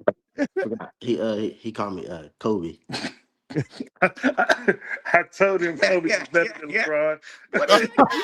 No, he not even. You don't know why. Oh no! I So do that's know what why that was all because about. He called He called Shakur Jordan. Okay, Yeah. where does that come from? Kobe was okay. Pass. You have a That's Shakur what like style. it hit different. I got it. It was an inside thing going on with that. Here's the difference, right? That Shakur don't take chances. Okay. Mm. Okay. That's the Okay. difference. All right. I'm not All saying right. I'm not saying that King take chances. I'm just saying Shakur don't take chances. Right. Okay. All right. Listen, King. I think King resonates with Shakur more than the dad does. He's like, man, you crazy. You're not seeing that. That boy working in there. Am I bugging? King, like, he doing things in there, man. You just not seeing it. He doing things in there. But Right. No, Right. Shakur's a great fighter. Mhm. Hey, listen, I gave him his after this fight right here. I gave him his props. He controlled the fight with a jab.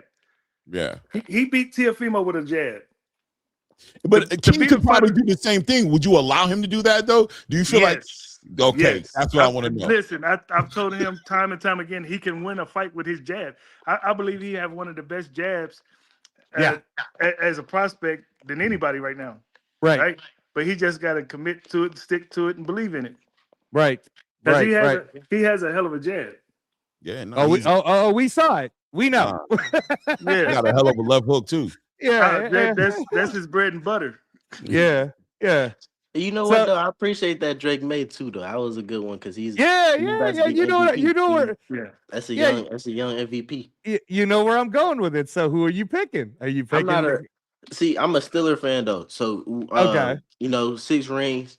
New England, they got 6 rings now. So I gotta go with Seattle just by default. I can't. Okay. It's like a hate in my heart that I can't let New England pass us because we've been at 6 rings for a minute now. So we can't let New England surpass us that fast. We gotta let Seattle win, and on top of that, we already beat Seattle in the Super Bowl before. So All right. it's kind of one up on New England too. My enemy's enemy, right? Yeah. My enemy's enemy, No. bro. It is what it is. I understand that, King. I understand that. Just so that you know, because you are a Steelers fan, that wasn't a catch, bro. The Immaculate Reception was not a catch. I just want to let you know that. Definitely was a catch. Guys, listen, I don't want to hold you guys up. We've been on for a minute. I'll hold you. I'm not playing. I'll hold you. I got to be. I want to be respectful. Do your thing, Playmore. Okay, because I want to be respectful of your time, bro. Because we will bully. We'll take the hand. Thing, man. You give us a finger, we will take the hand, bro. I honestly, we so much appreciate you, Mr. Merriweather, for joining us today too. We would absolutely love to have you on, on a different time, Mr. Merriweather, and talk to you about the coaching side of things. We've had Bernard Hackett on here, Bernard with Jaleel. So, and King, we really appreciate your time. You are an articulate, intelligent 20-year-old. The only other question I would have asked was, if you do ever decide to go to college, what would you go for? What would your master's degree be on? Engineering. For sure. Oh my gosh. And that's because I love cars, and it's helpful for me because I'm great at math. I mean, that's always been my number one subject since I was in elementary school. With numbers, I'm just good with numbers, Wow. Well, ladies and gentlemen, he definitely added up that bonus quick. Oh, I know he was. He was back up there like that. He did one of these numbers. Cha-ching. What are we doing, King? Piles of 10, piles of 5, piles of how was he working? Oh man. Did you get it mixed up, or we digital? We just put it in the account. Just load up the account. It's just in the account. There we go. All right. We gotta let it sit. We gotta let it sit too. So. Hey, Hey, man. Thank you. By the way, I got one last thing. Wait. He's got one last thing. How y'all get that picture? Because my mom needs that picture. She been. The picture I got of you on the thumbnail. Yeah, I snatched it off of where did I take it from, man? I'm gonna tell you. I can send it to you though. Yeah, we'll send it to you. The one right there. You don't see it? Hold on, let me look him up. Mr. Merriweather, you don't see it? Oh, okay, yeah. Yeah, I need that one. I'm about to say, I'll look it up. Here it is, right here. Yeah. Yeah, you see it? Yeah, you seen it? Yeah. Yeah. Right here in the corner. Yeah. Yeah. You look GQ on that one. Yeah, I King. need that one. I need that one. My mom loved that one. Yeah, I'll get it together for you, man. I'll send it over to your dad's. I'll text it over. I appreciate it. And I'll send you the reference Thank you, point King. to the location I got it from. I got to figure out, remember where, but I'll find out where I got it from too. Well, did you get it from the World Boxing News one? What's that? Where I'm gonna tell you right now. I'll find it right now. Tell me you got. I know they altered that one. Hold I on. looked a little crazy on that one. A little funny. No, I ain't gonna lie. I touched you up, bro. I got you together. Yeah. I got you together. But He did a whole Clay did a whole edit with it. So we'll make sure we send it to you, King. We'll make sure we send it to you. I appreciate it. Hey, thank you so much, Mr. Merriweather. Thank you very much. I'll be looking forward to seeing you guys soon since you guys are in Vegas. And please, you guys are welcome to the show anytime, right, Claymore? Anytime you guys want to come on. As much as you can. Yeah, please. Listen, I'm gonna be reaching out to your father regularly. You know what I'm saying? Saying good luck to you guys and all those things. And I also wanted to know, do you guys know when your next fight is, or you don't know yet? It's the beginning of April, end of March. Love it. Okay.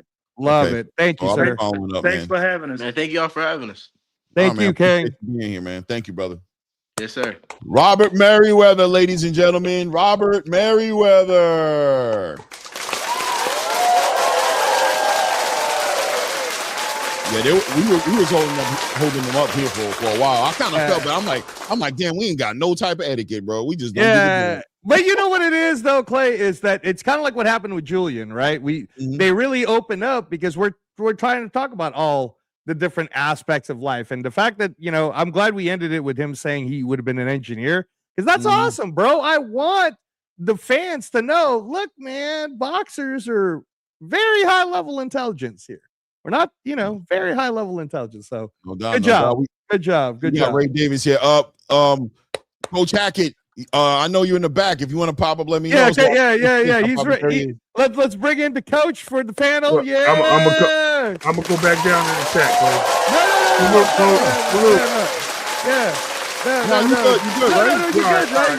You're good, right? So Coach Hackett, first of all, thank you very much for gracing us with your time. The Robert Merryweather interview, as you saw, there was a flow to it. You're used to it because of Jaleel and yourself, but we're in the panel portion. Again, you joined us yesterday while you were at the airport. Glad you made it safely. Congratulations on an amazing win. Jaleel was awesome at the post-fight conference. Before we even get started with our whole panel discussion, how you feeling on a Wednesday coming home from a win? I feel good. Great experience. Loved everything about it. I think we had a great time. Want to give a shout out to our opponent. You can't look good if you don't have anybody who wants to look good as well. So I want to thank Roberto Cruz. But yeah, we had a great experience, great time, but can't wait to go back. No doubt. How's Jaleel doing? What's he doing? Doing great. Getting a little relaxation. Hey, any new tattoos? Anything new? Hey, give it a week. It'll probably be something. It'll be something, right? Did you guys come home together? Did he come home first? Did he come after you, or? No, we came home together. Okay. So he come home, he's relaxing, man. He's enjoying it. The experience as far as with the production, because that was your first time running through it with them, right? Like, all right, let's see. Did you guys anticipate anything? Did it meet your expectations? Did it exceed your expectations? What do you think about it? I think it exceeded my expectations. I think they were. I say this: the more I learned about them as a company, not ZUFFA as boxing, but TKO, the more I realized, wow, they ran so smooth like that. The more I realized, it's if I tell anybody what I thought, I've said since I've seen it, it was like TKO formed a company, and then they said, we are gonna go get the cream of the crop from Showtime, HBO, WWE, UFC. We're going to put together a dream team. And the dream team is in every aspect of running this business.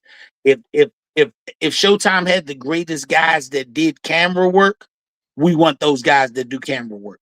If the panel was made up of any better group, I couldn't think of one. To me, this group actually had fighters who gave commentary based on actually being fighters. Man.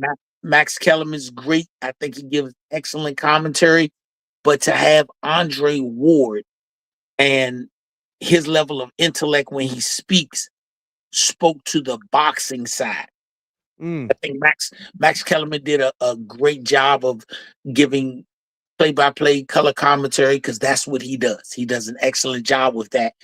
And when he brought up different pieces, I'm glad Andre was there to be able to kind of balance the pieces out. Put the perspective on it, right? Like, and I agree with you, by the way, not to cut you off, but I noticed that was the first thing I noticed was the fighter, the quality of I want to say experience that was there, that they built up there. And I think that makes a big difference in having that quality calling your son's fights, right? Having somebody who can really put in perspective what you're looking at. Like, no, you need to see that this guy, like Andre, is going to give you your best chance at people seeing all the intangibles that Jaleel is bringing to the table and what he's doing in the ring. Does that make sense? No, that made perfect sense. One time I think Max was saying, "Hey, I love the way they're doing it, but he won't be able to, treat it like a joystick all the time." And Andre was like, "I think they're working perfectly together. Anytime that he's calling something and his son was throwing those punches in a split second, it wasn't a joystick. They're sharing the same mind." So that was what I think was the balance piece with Andre giving out his. People don't understand that, when you get in sync with your fighter or just life puts you in sync with your kid, you almost know what they're going to do before they do it, or what we worked on in life. This should be the next thing that happens. And I think that's what Andre was understanding, was he's not joysticking him. They're working together. And for me, it's one of my hidden joys. I'm one of those guys that I don't mind saying what I'm going to say, and you take it the way you want to take it, but I'm not apologetic for what I say. I meant what I said at the time I said it. So when I coach, I noticed that a lot of coaches, it's so funny. The biggest coaches be in front of the biggest crowds, but they can only coach when they know that the crowd, or when their mind tells them the crowd is not on them, because if they think it's on them, then they can't speak well. So for me, when I'm coaching with my son and we're doing that, this is even from the amateur days. I feel it makes. I'm not coaching my son in the sense of coaching him. I'm actually keeping the other coach from coaching his fighter, because most of them don't want to say something that somebody perceives stupid, and when they say it, their fighter gets knocked out. So they'll rather be quiet. Where me, I'm gonna say it. And so I've systematically eliminated your coach from comfortably coaching you while the fight is going. Yeah, for sure. Definitely, man. You guys, it looked like Julia was happy, man. He looked like a pig in slop, right? I don't know, you know what I'm saying? Like, he looked like he was in his element. Yeah, he looked like he was in his element. He looked like he wanted more. Like, he just looked like he enjoyed every minute of it. And he looked, like I said to you yesterday, he looked healthy, man. He looked good, man. You know what I'm saying? We've always taken notice to the way he looked at 147. He was going through. I'll never forget that press conference with Pete Dobson. I was like, man, bro. It just looked like he was struggling, and it was refreshing to see him, you know what I mean, where he was at on the ZUFFA at that 160. Seems like he's right at home. You know what I mean? Hey, Mr. If you make a commitment to something, then you have to see it through. Yes, so sir. My son made commitments at 47. He had things that he wanted to achieve at 47. And as long as he was willing to see him through, I was going to support him. Yes, sir. Yes, sir. Yeah. Hey, Coach Hackett. So, most people don't even realize that there was the 157 cap on Jaleel, but now on his next fight, he's going to actually get to really fill out at 160, right? It won't even be Yeah. this weird little, Yeah. I have to cap myself down to 157. So not, we never want to get anyone in trouble, say what you want to say, but he didn't look like he got hurt on that fight. I mean, blood is just normal. You get blood in sparring. You and I both know that, having been in the gym and coaching fighters. So since he's not hurt, and I know he probably already did the CAT scan, or a CAT scan is coming, how soon are we looking to get back in there? Can I ask that? To me, in a perfect world, I can speak on the perfect world because they haven't told us anything yet. But in a perfect world, I would like to see Jaleel back in the ring in April, early April. Yeah, well, we heard about Robert Merryweather is going to be coming on an April show, so early April. Okay, I would love to be back on the show in April, just because ZUFFA is giving you so many opportunities, and for the young guys that sign with ZUFFA now, they can almost. It's crazy, and I'm saying it's crazy. ZUFFA it's crazy, but you can damn near create your schedule. You can create your schedule. So in a perfect world, if we can go in January, April, maybe August, September, and then hey, especially if we can finish out the year with something. But if we couldn't, if we could go January, April, September, and then January again, that gives us a guaranteed 3. And if something comes in between there, we willing to take it. But they saying, man, you want to fight? We got you on a schedule, but if you want to go before then and we got the spot open, then people trying to put fights on. They're not trying to put Twitter wars on. They're trying to put fights on. Don't talk about it. Hey, yes, sir. Dana talked about it in the press conference. You know what I'm saying? He pretty much put everybody on notice. Like, we're going to be adding a lot more fights to this. I know we told you guys it was going to be 12 minimum, but he was like, it seems like it's going to be a lot more fights. And he seemed to be very optimistic about the ability to do that. And obviously, like he said, because he said it, the fighters want to fight, man. The fighters really want to fight, man. And when you got that type of situation, it makes it so much easier to flow and just put cards together and just roll out events. Man, you got so many fighters playing catch up, career catch up. Right. The old system of things had the majority of fighters not fighting. They had the top fighters not wanting to take fights. And then you had the middle class of fighters that were holding down the ship, trying to stay steady. I give shout out to Sebastian Fundora. I think 2 years ago we seen him fight, and for Sebastian was like 6 times in a year. Right. But you couldn't get not one of the top guys to take a fight against another top guy. And that just hurt fights, man. So I think a lot of fighters signing with ZUFFA, they playing career catch up. Yeah. Yeah. No, I mean, we were speaking about that even earlier on the show before Robert Merryweather came on, where Caleb Plant was there to watch your son when Regis Prograis was there. Yeah. Shout out to Caleb. That's my guy. Yeah. Yeah. So a lot of fighters. I mean, again, we don't want to say anything. All we can really do is speculate, but a lot of fighters are moving over to ZUFFA. The schedule is looking like, for now, it's looking like it's the trajectory of every 2 weeks. There's a fight. We got another one coming up here in Vegas on my birthday, Mr. Hackett. So I don't know if you're coming up for my birthday weekend, but let me know if you're coming up here to watch F.A. Jogba versus Charles Martin, because we needed to try that. What's funny, Mr. Hackett? And I'll show you the picture. So I know that you told me the schedule and you guys were heading to ZUFFA. I knew you were locked in on that Friday, right? You got to make the weight. But I'd actually brought the empanadas for you when I texted you that I was at the cafeteria, but I knew you might have already gone to ZUFFA. So what you missed out on is the best Filipino empanadas you could have had, Mr. Hackett. You could have had it. Eating it in front of Jaleel while he's trying to make weight.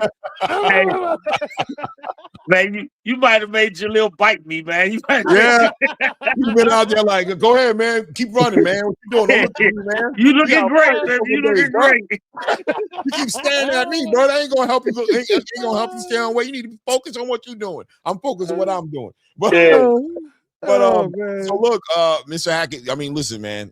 Great fight to Jaleel. Great card, by the way. The card hit off, man. It was a great card, man. Right? I think I got gypped. I think I got gypped on that card. I got gypped. You did? I Oh, said on the it was bonus? it was too much quality on there with too much good fight. I need to be on a card where the level might be a little different. Because it was too hey, before we even fought, and I looked at some of the fights that happened and look what was coming up. I Right. said, Jaleel, let's just get our check tonight. Man, let's just get out of here. Yeah, Let's get up out of here. yeah. I know when Bosnian got stopped, you were like, yeah, we're done. Okay, that's Yeah, it. Yeah. Hey, after Jaleel's fight, and he was watching a little bit of the next fight with Hot Rod. Yeah. Jaleel said, "Yeah, let's go on back to the hotel." He said, "Let's go, let's go back to the hotel." And Yeah, then this ain't Rayo, happening. and then Rayo in Yeah, that Ryo war, liked it too. in that Yeah. Man, we was at the hotel watching the war, and I said, "I'm glad he said let's go back, because ain't no way in the world that we was getting a dime the way them two went at it, the way them two was firing punches. Crazy. I wasn't no getting a dime." Crazy. Right. It was a shootout, man. It was a literal shootout in that main event. But that being said, we had a great weekend of boxing, right? The weekend was lit. I know you guys were dialed into what you were doing, but I think I asked you yesterday and you said you did get an opportunity to see. Did you get an opportunity to see those fights or? Yeah, like I watched that. I watched that card. Yeah. Okay. I watched the Xander fight. I didn't watch the card. I watched the fight. Right. I was very interested in that, and I'll say it once. I'll say it again.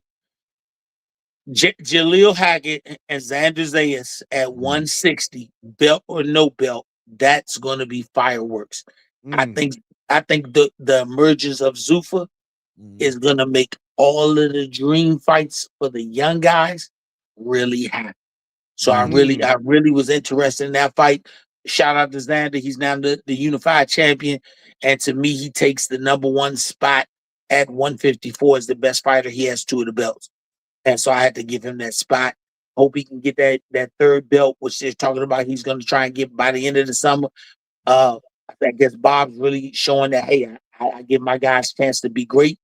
I think the only stumbling block or roadblock into him becoming undisputed is Sebastian Fundora.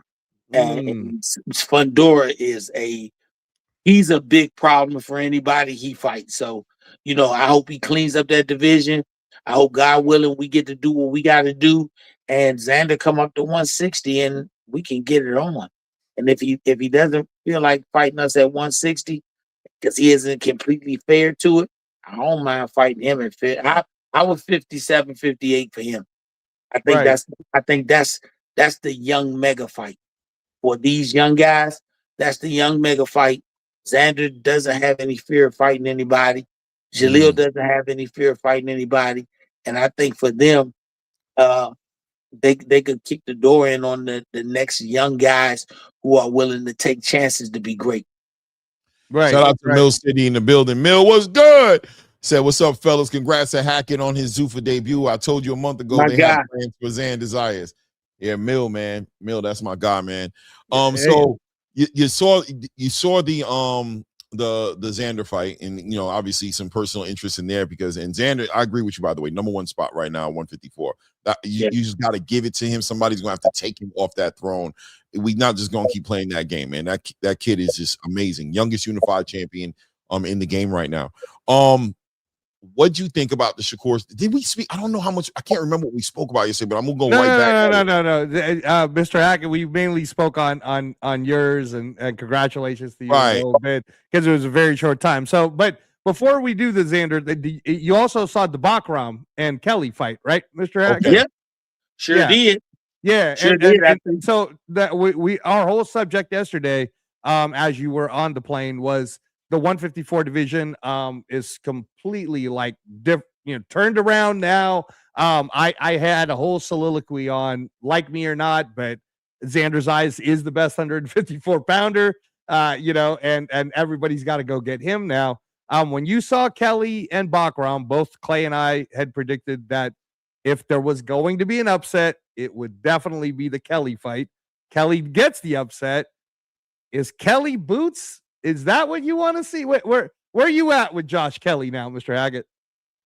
I'll say this: Josh Kelly's a great fighter. I have no issue of it at all. He's a great fighter, but in my opinion, the rules that were implemented for that fight if people actually knew the rules that were implemented, he Bachram lost on the scale. He lost to the scale. The reason I say that, Wednesday before the Wednesday of fight week, he had to weigh 158.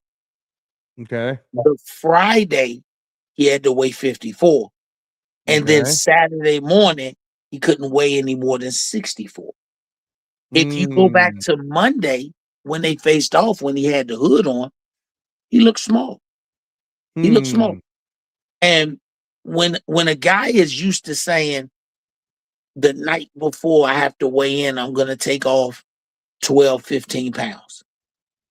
To make him have to take it off earlier in the week, stay at 158, which was 4 pounds above the contracted weight, then weigh in at 54, then cannot completely rehydrate itself beyond 10 pounds. You kind of been making him under a water clause since Tuesday. So he had to basically make weight on Tuesday, then turn around and try to get a little nutrition to put back what he lost for the Wednesday weigh-in, then take it out again and make weight on Friday, and then maintain a balance and not be above 64, and then have a handful of hours to get himself feeling great again. So in my opinion, he lost the fight on the scale. If you look at him, look at previous fights, and then look at him when they got in the ring to start the fight, he looks smaller than he normally does. It's interesting you say that. I'm glad you explained it to the listeners, Coach Hackett, because Jaleel on the post-fight conference said he'd never eaten as good as he's ever eaten before a weigh-in. I'm talking about him going to his weigh-ins because of how the UFC PI was providing food for him. Like, hey, we want you to eat before your going into your weigh-ins, which he's not starving, right? He's like, oh my gosh, I'm eating before weigh-ins. Like, literally, by the way, I think it was Robert Merryweather. I feel like, and I should have asked him this, but he was, a lot of the fighters, by the way, have been talking about that, just not being aware or having that access to the nutritionist. Who there were fighters who like, I would never eat carbs. You know what I'm saying? But they said that the nutritionist over there, like, what are you talking about? You need carbs, and they found a way to implement the carbs in there, but still keep them healthy on weight. Is that what your little experience? Yeah, same thing. The bag of food that they gave you per day, we thought in a boxing world, that was the food for the week. Right. Right. So for these guys to have that available that day and say, hold up, this gonna push me over, and you have professionals saying it's not even designed to push you over. And they're eating that, and so that it's gonna take some getting used to for fighters, because their body is trained to one thing, you know, and being able to do the things that they're able to do now with the assistance is gonna be massive change. But to the average fighter, that's just something that's just not a doable thing.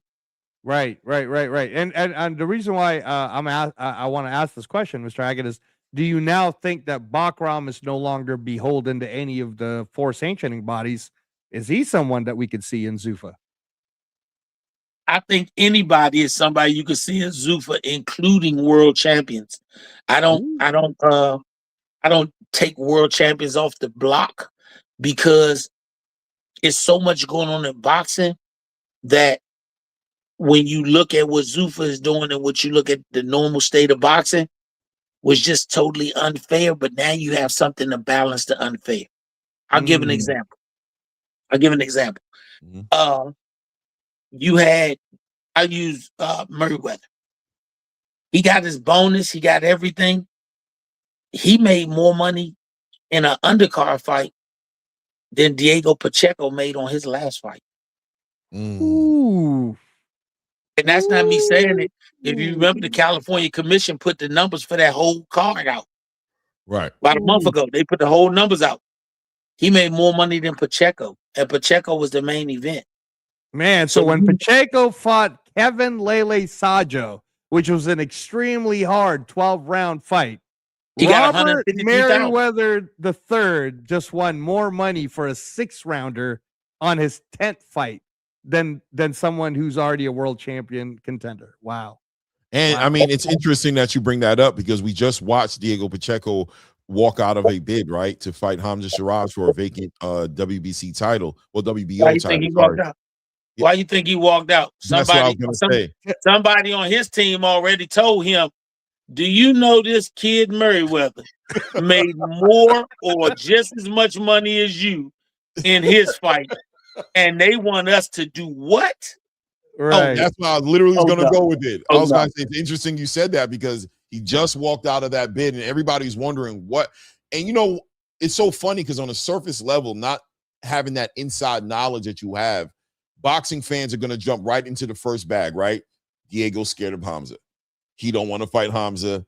He's scared of fighting him and not realizing that there's this underlying business that is just one-sided in this boxing space where these A sides and you know, collect and make this 1%, 2% of the game is making this money. And you got these B sides, quote unquote, if you want to call them, struggling to make the ends meet because it just doesn't make sense. It's lopsided. Man, you know what I'm saying?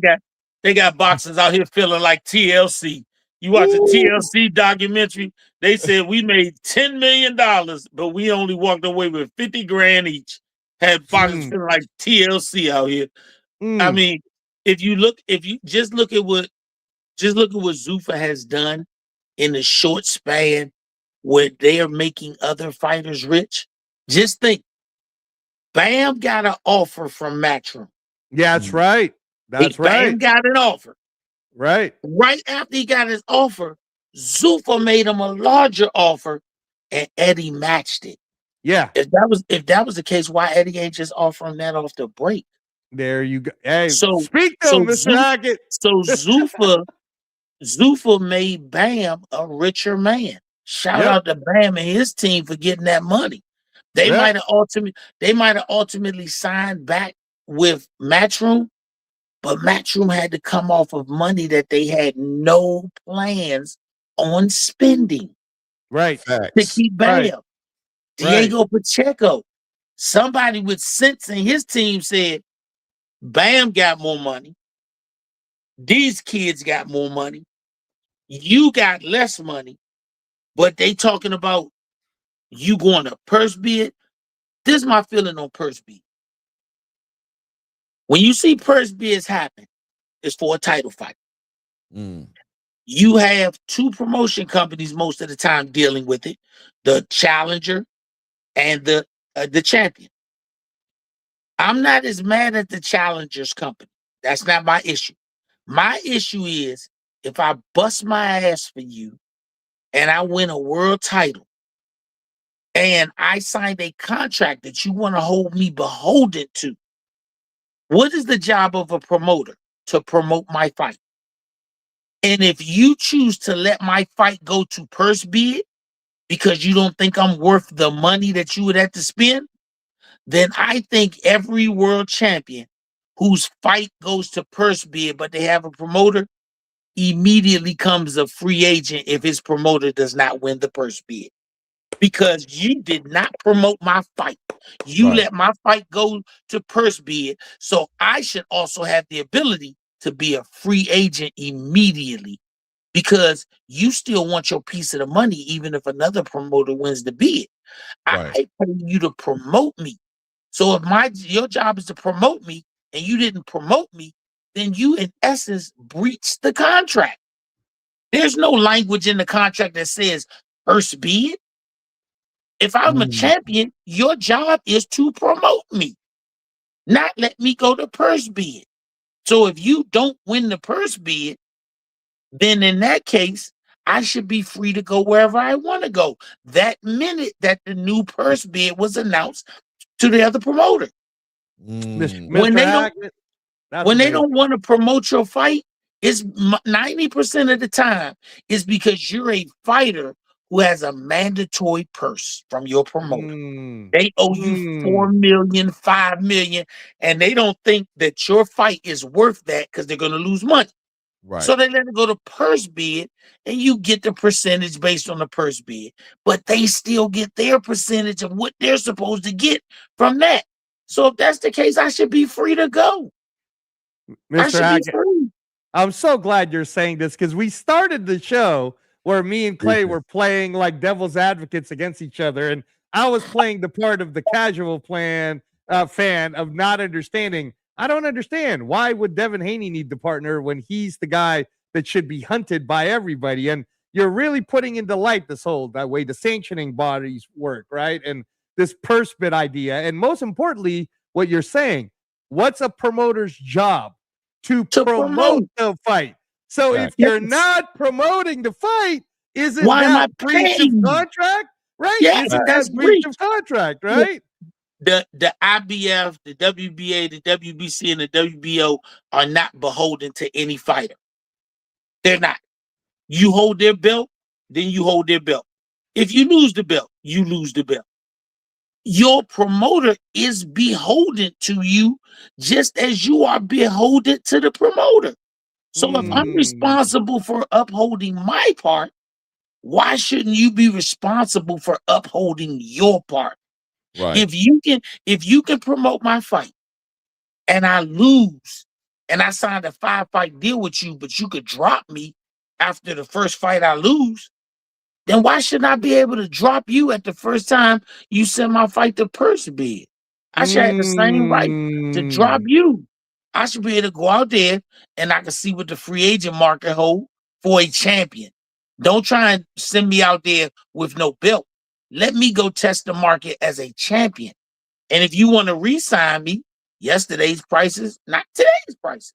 Yeah, Mr. Hackett. No, and you're right, because the landscape, when the minute ZUFFA entered, the landscape changed. And it completely changed, right? And now, again, not that we care what the fighters make, but what we care about is seeing the best fight the best.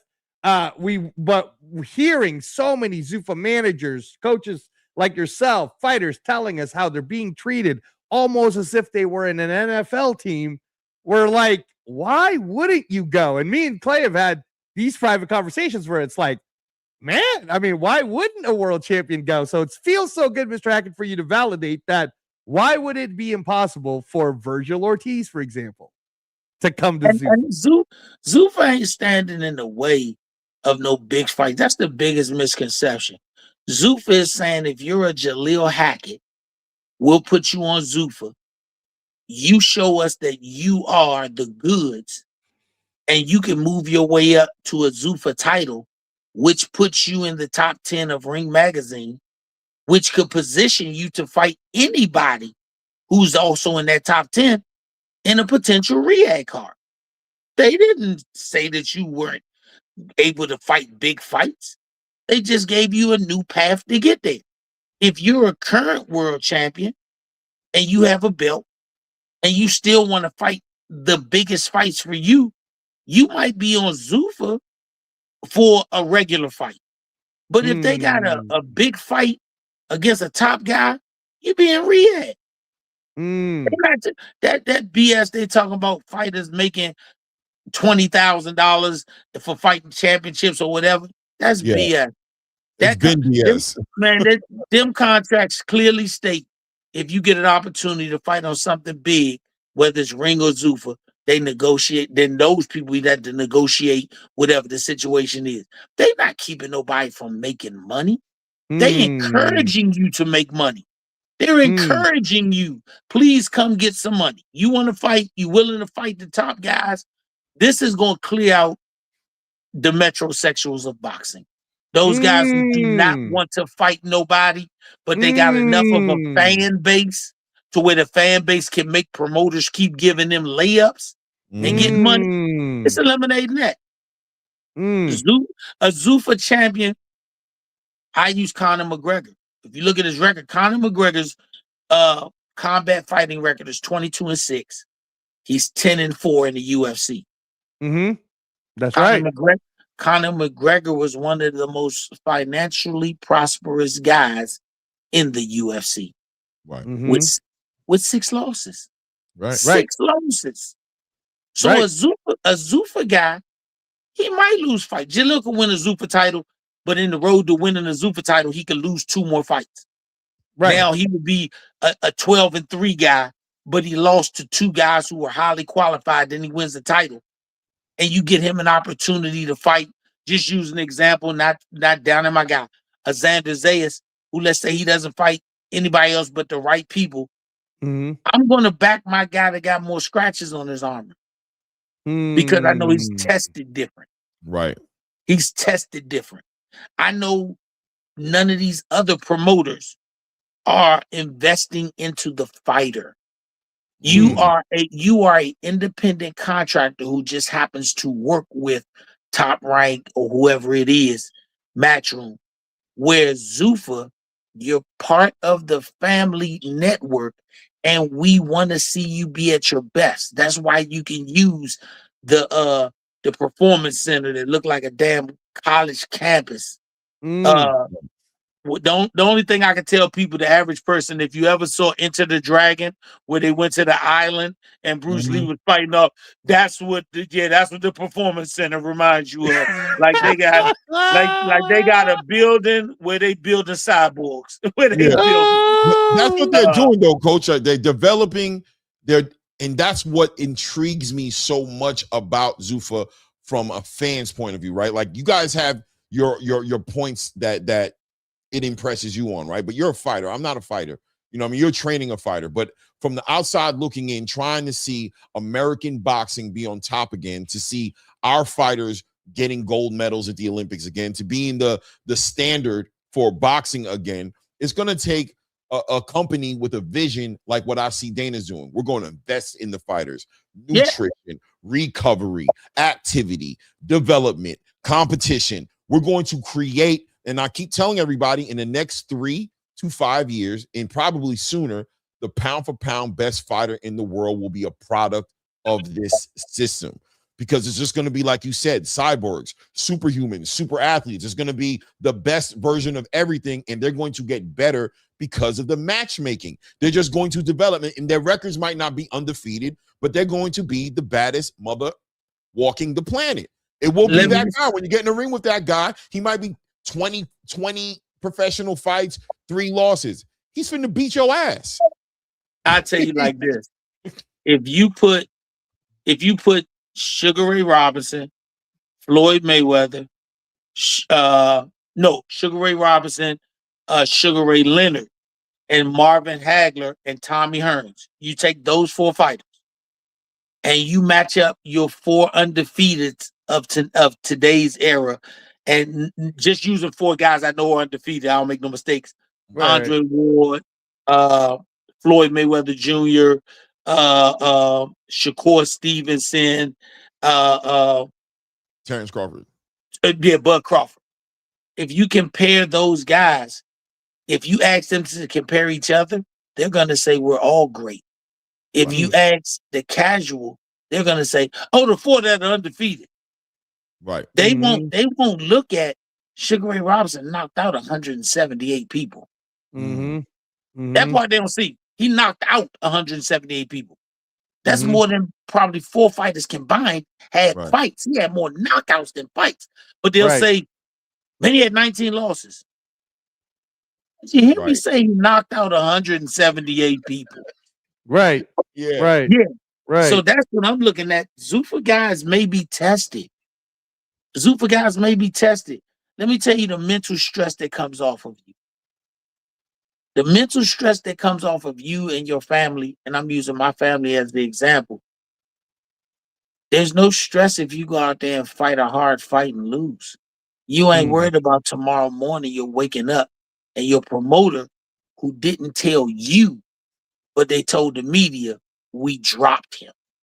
We dropped him. So you find out on social media your promoter dropped you. Right. After you went to camp, after you gave it your best, and after you bled, the only thing they could say is you're not worth anything to me anymore, and they dropped you. It makes and this is and Mr. Hackett, again, just so that we make it clear to the people listening to us, you've never said a bad thing about Eddie Hearn or a Matchroom. No, and I won't. Yeah, and you never will, right? But No, these I won't.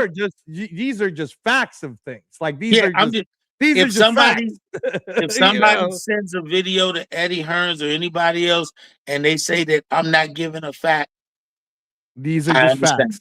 Yeah, These are just facts. These are just These facts, just facts. right? And that peace of mind, because we just watched an event this weekend. We seen mental health on the big stage, right? Yeah. We watched mental health on the big stage, just watching the breakdown of Tiafimo afterwards and hating himself and God's always punishing me. We understand when people like Teddy Atlas talk about this game being 70, 80, 90% mental and 30, 20, 10% physical.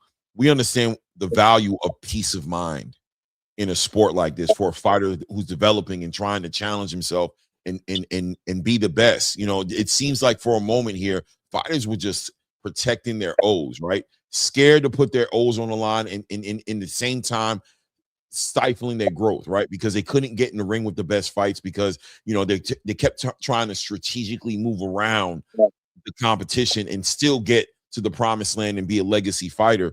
This system provides these fighters to develop properly. Go for the win, of course. You want to be undefeated, but like Dana said, in my system, you undefeated up in here. You a bad joke. You a bad mother. He said you a bad dude. Trust it. It's a system that's designed to say undefeated fighter is really that good, and a guy with 2 or 3 losses has been tested. Right. That's what the system is designed.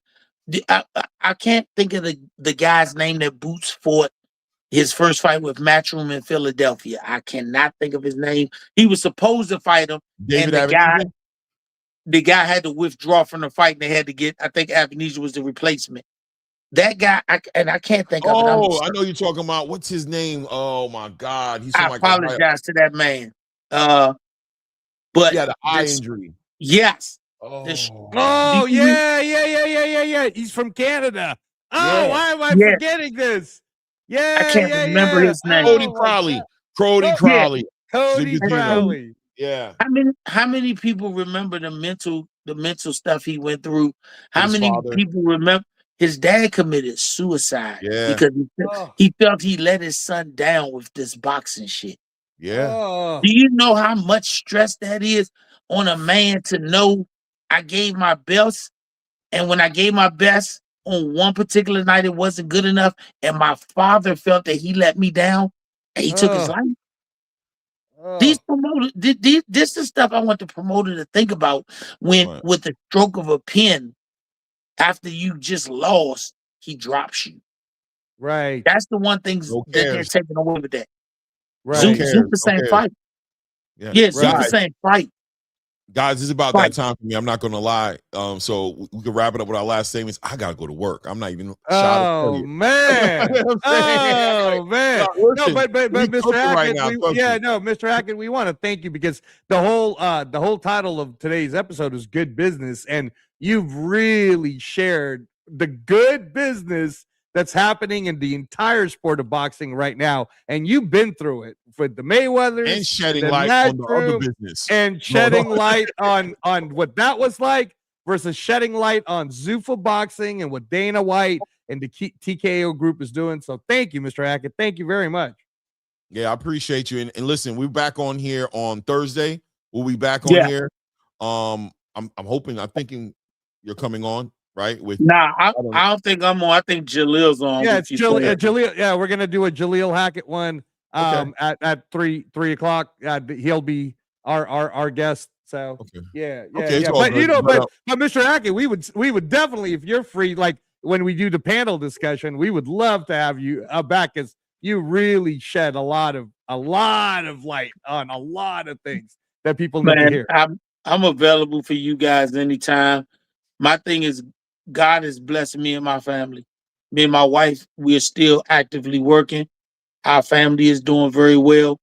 And if all I'm able to ever do is to give some enlightening information to another young fighter or another young family who doesn't have the ability we do financially outside of boxing, that we can shed it on them. Because for every wolf there has to be somebody there to protect a young sheep. You know, that's my thing. More dreams get dashed by promoters than dashed in the ring. Yeah, fans just don't understand and they can't wrap their minds around it. And sometimes we put a lot of pressure on the fighters as far as calling them ducks or whatever have you, and not understanding that there's a lot of pressure on here to be undefeated, to be looked at a certain way, and that energy can affect somebody's mental in such a crazy way. Like we just talked about Cody Crowley's father, and we just saw Teofimo Lopez dealing with the situation where this man's probably wondering what his tomorrow is going to look like now that he's not a champion, now that he's taking this loss. You know what I mean? His father, all these different moving pieces. So I think there's a lot of peace of mind in a system that's set up to where you're not worried about that as much. You're more focused on the development of Jaleel, him getting better, him ultimately, when it's all said and done, being a champion, being the best, and being proven on the battlefield that's credible. You know what I'm saying? Because he's fought the fights. He's fought the fights that he was supposed to fight. I just say one last thing before you go off. Yes, sir. Fighters always have to guess how many people saw him. They don't never know. They know the main event. Can I say shout out to Paramount Plus Deportes, the Spanish network? They posted a clip on their social media of Jaleel's fight, and it showed me that there were people watching him somewhere other than in the United States. And when you're talking about fighters getting a fan base built everywhere, it can only be done where people can see you for free. Nice. Also, I never said it yet. Everybody in the building, man, I shouldn't have to tell you guys this. Hit the damn like button, do that, and subscribe to the channel, bro. You guys, man, getting all this free, all these jewels, man. Hit the damn like button and subscribe to the channel, man. Guys, it's about that time. I gotta get out of here. It's 5:10. I'm already gonna be late. I already know I am. But I gotta get out of here. I promise we'll reconvene, man. Thursday. You guys already know how we're carrying it. We got another special guest coming in. We're trying to make this a more regular thing. We're trying to engage. We're trying to be part of the new movement, part of boxing. You know what I'm saying? Redemption of boxing, American boxing, a lot more engagement. Salute to everybody in the building. Thank you, Coach Bernard Hackett in the building. Thank you to Robert Merryweather and his son, Robert Merryweather III. That was a great interview, man. Shout out to everybody in the building. Any super chats that we got, shout out to you guys. But until the next one, it's that ATP. It's that Combat Media Show. And you already know at this point. Right, Red? Yes. We out. Make sure y'all hit that hype button on the rewind.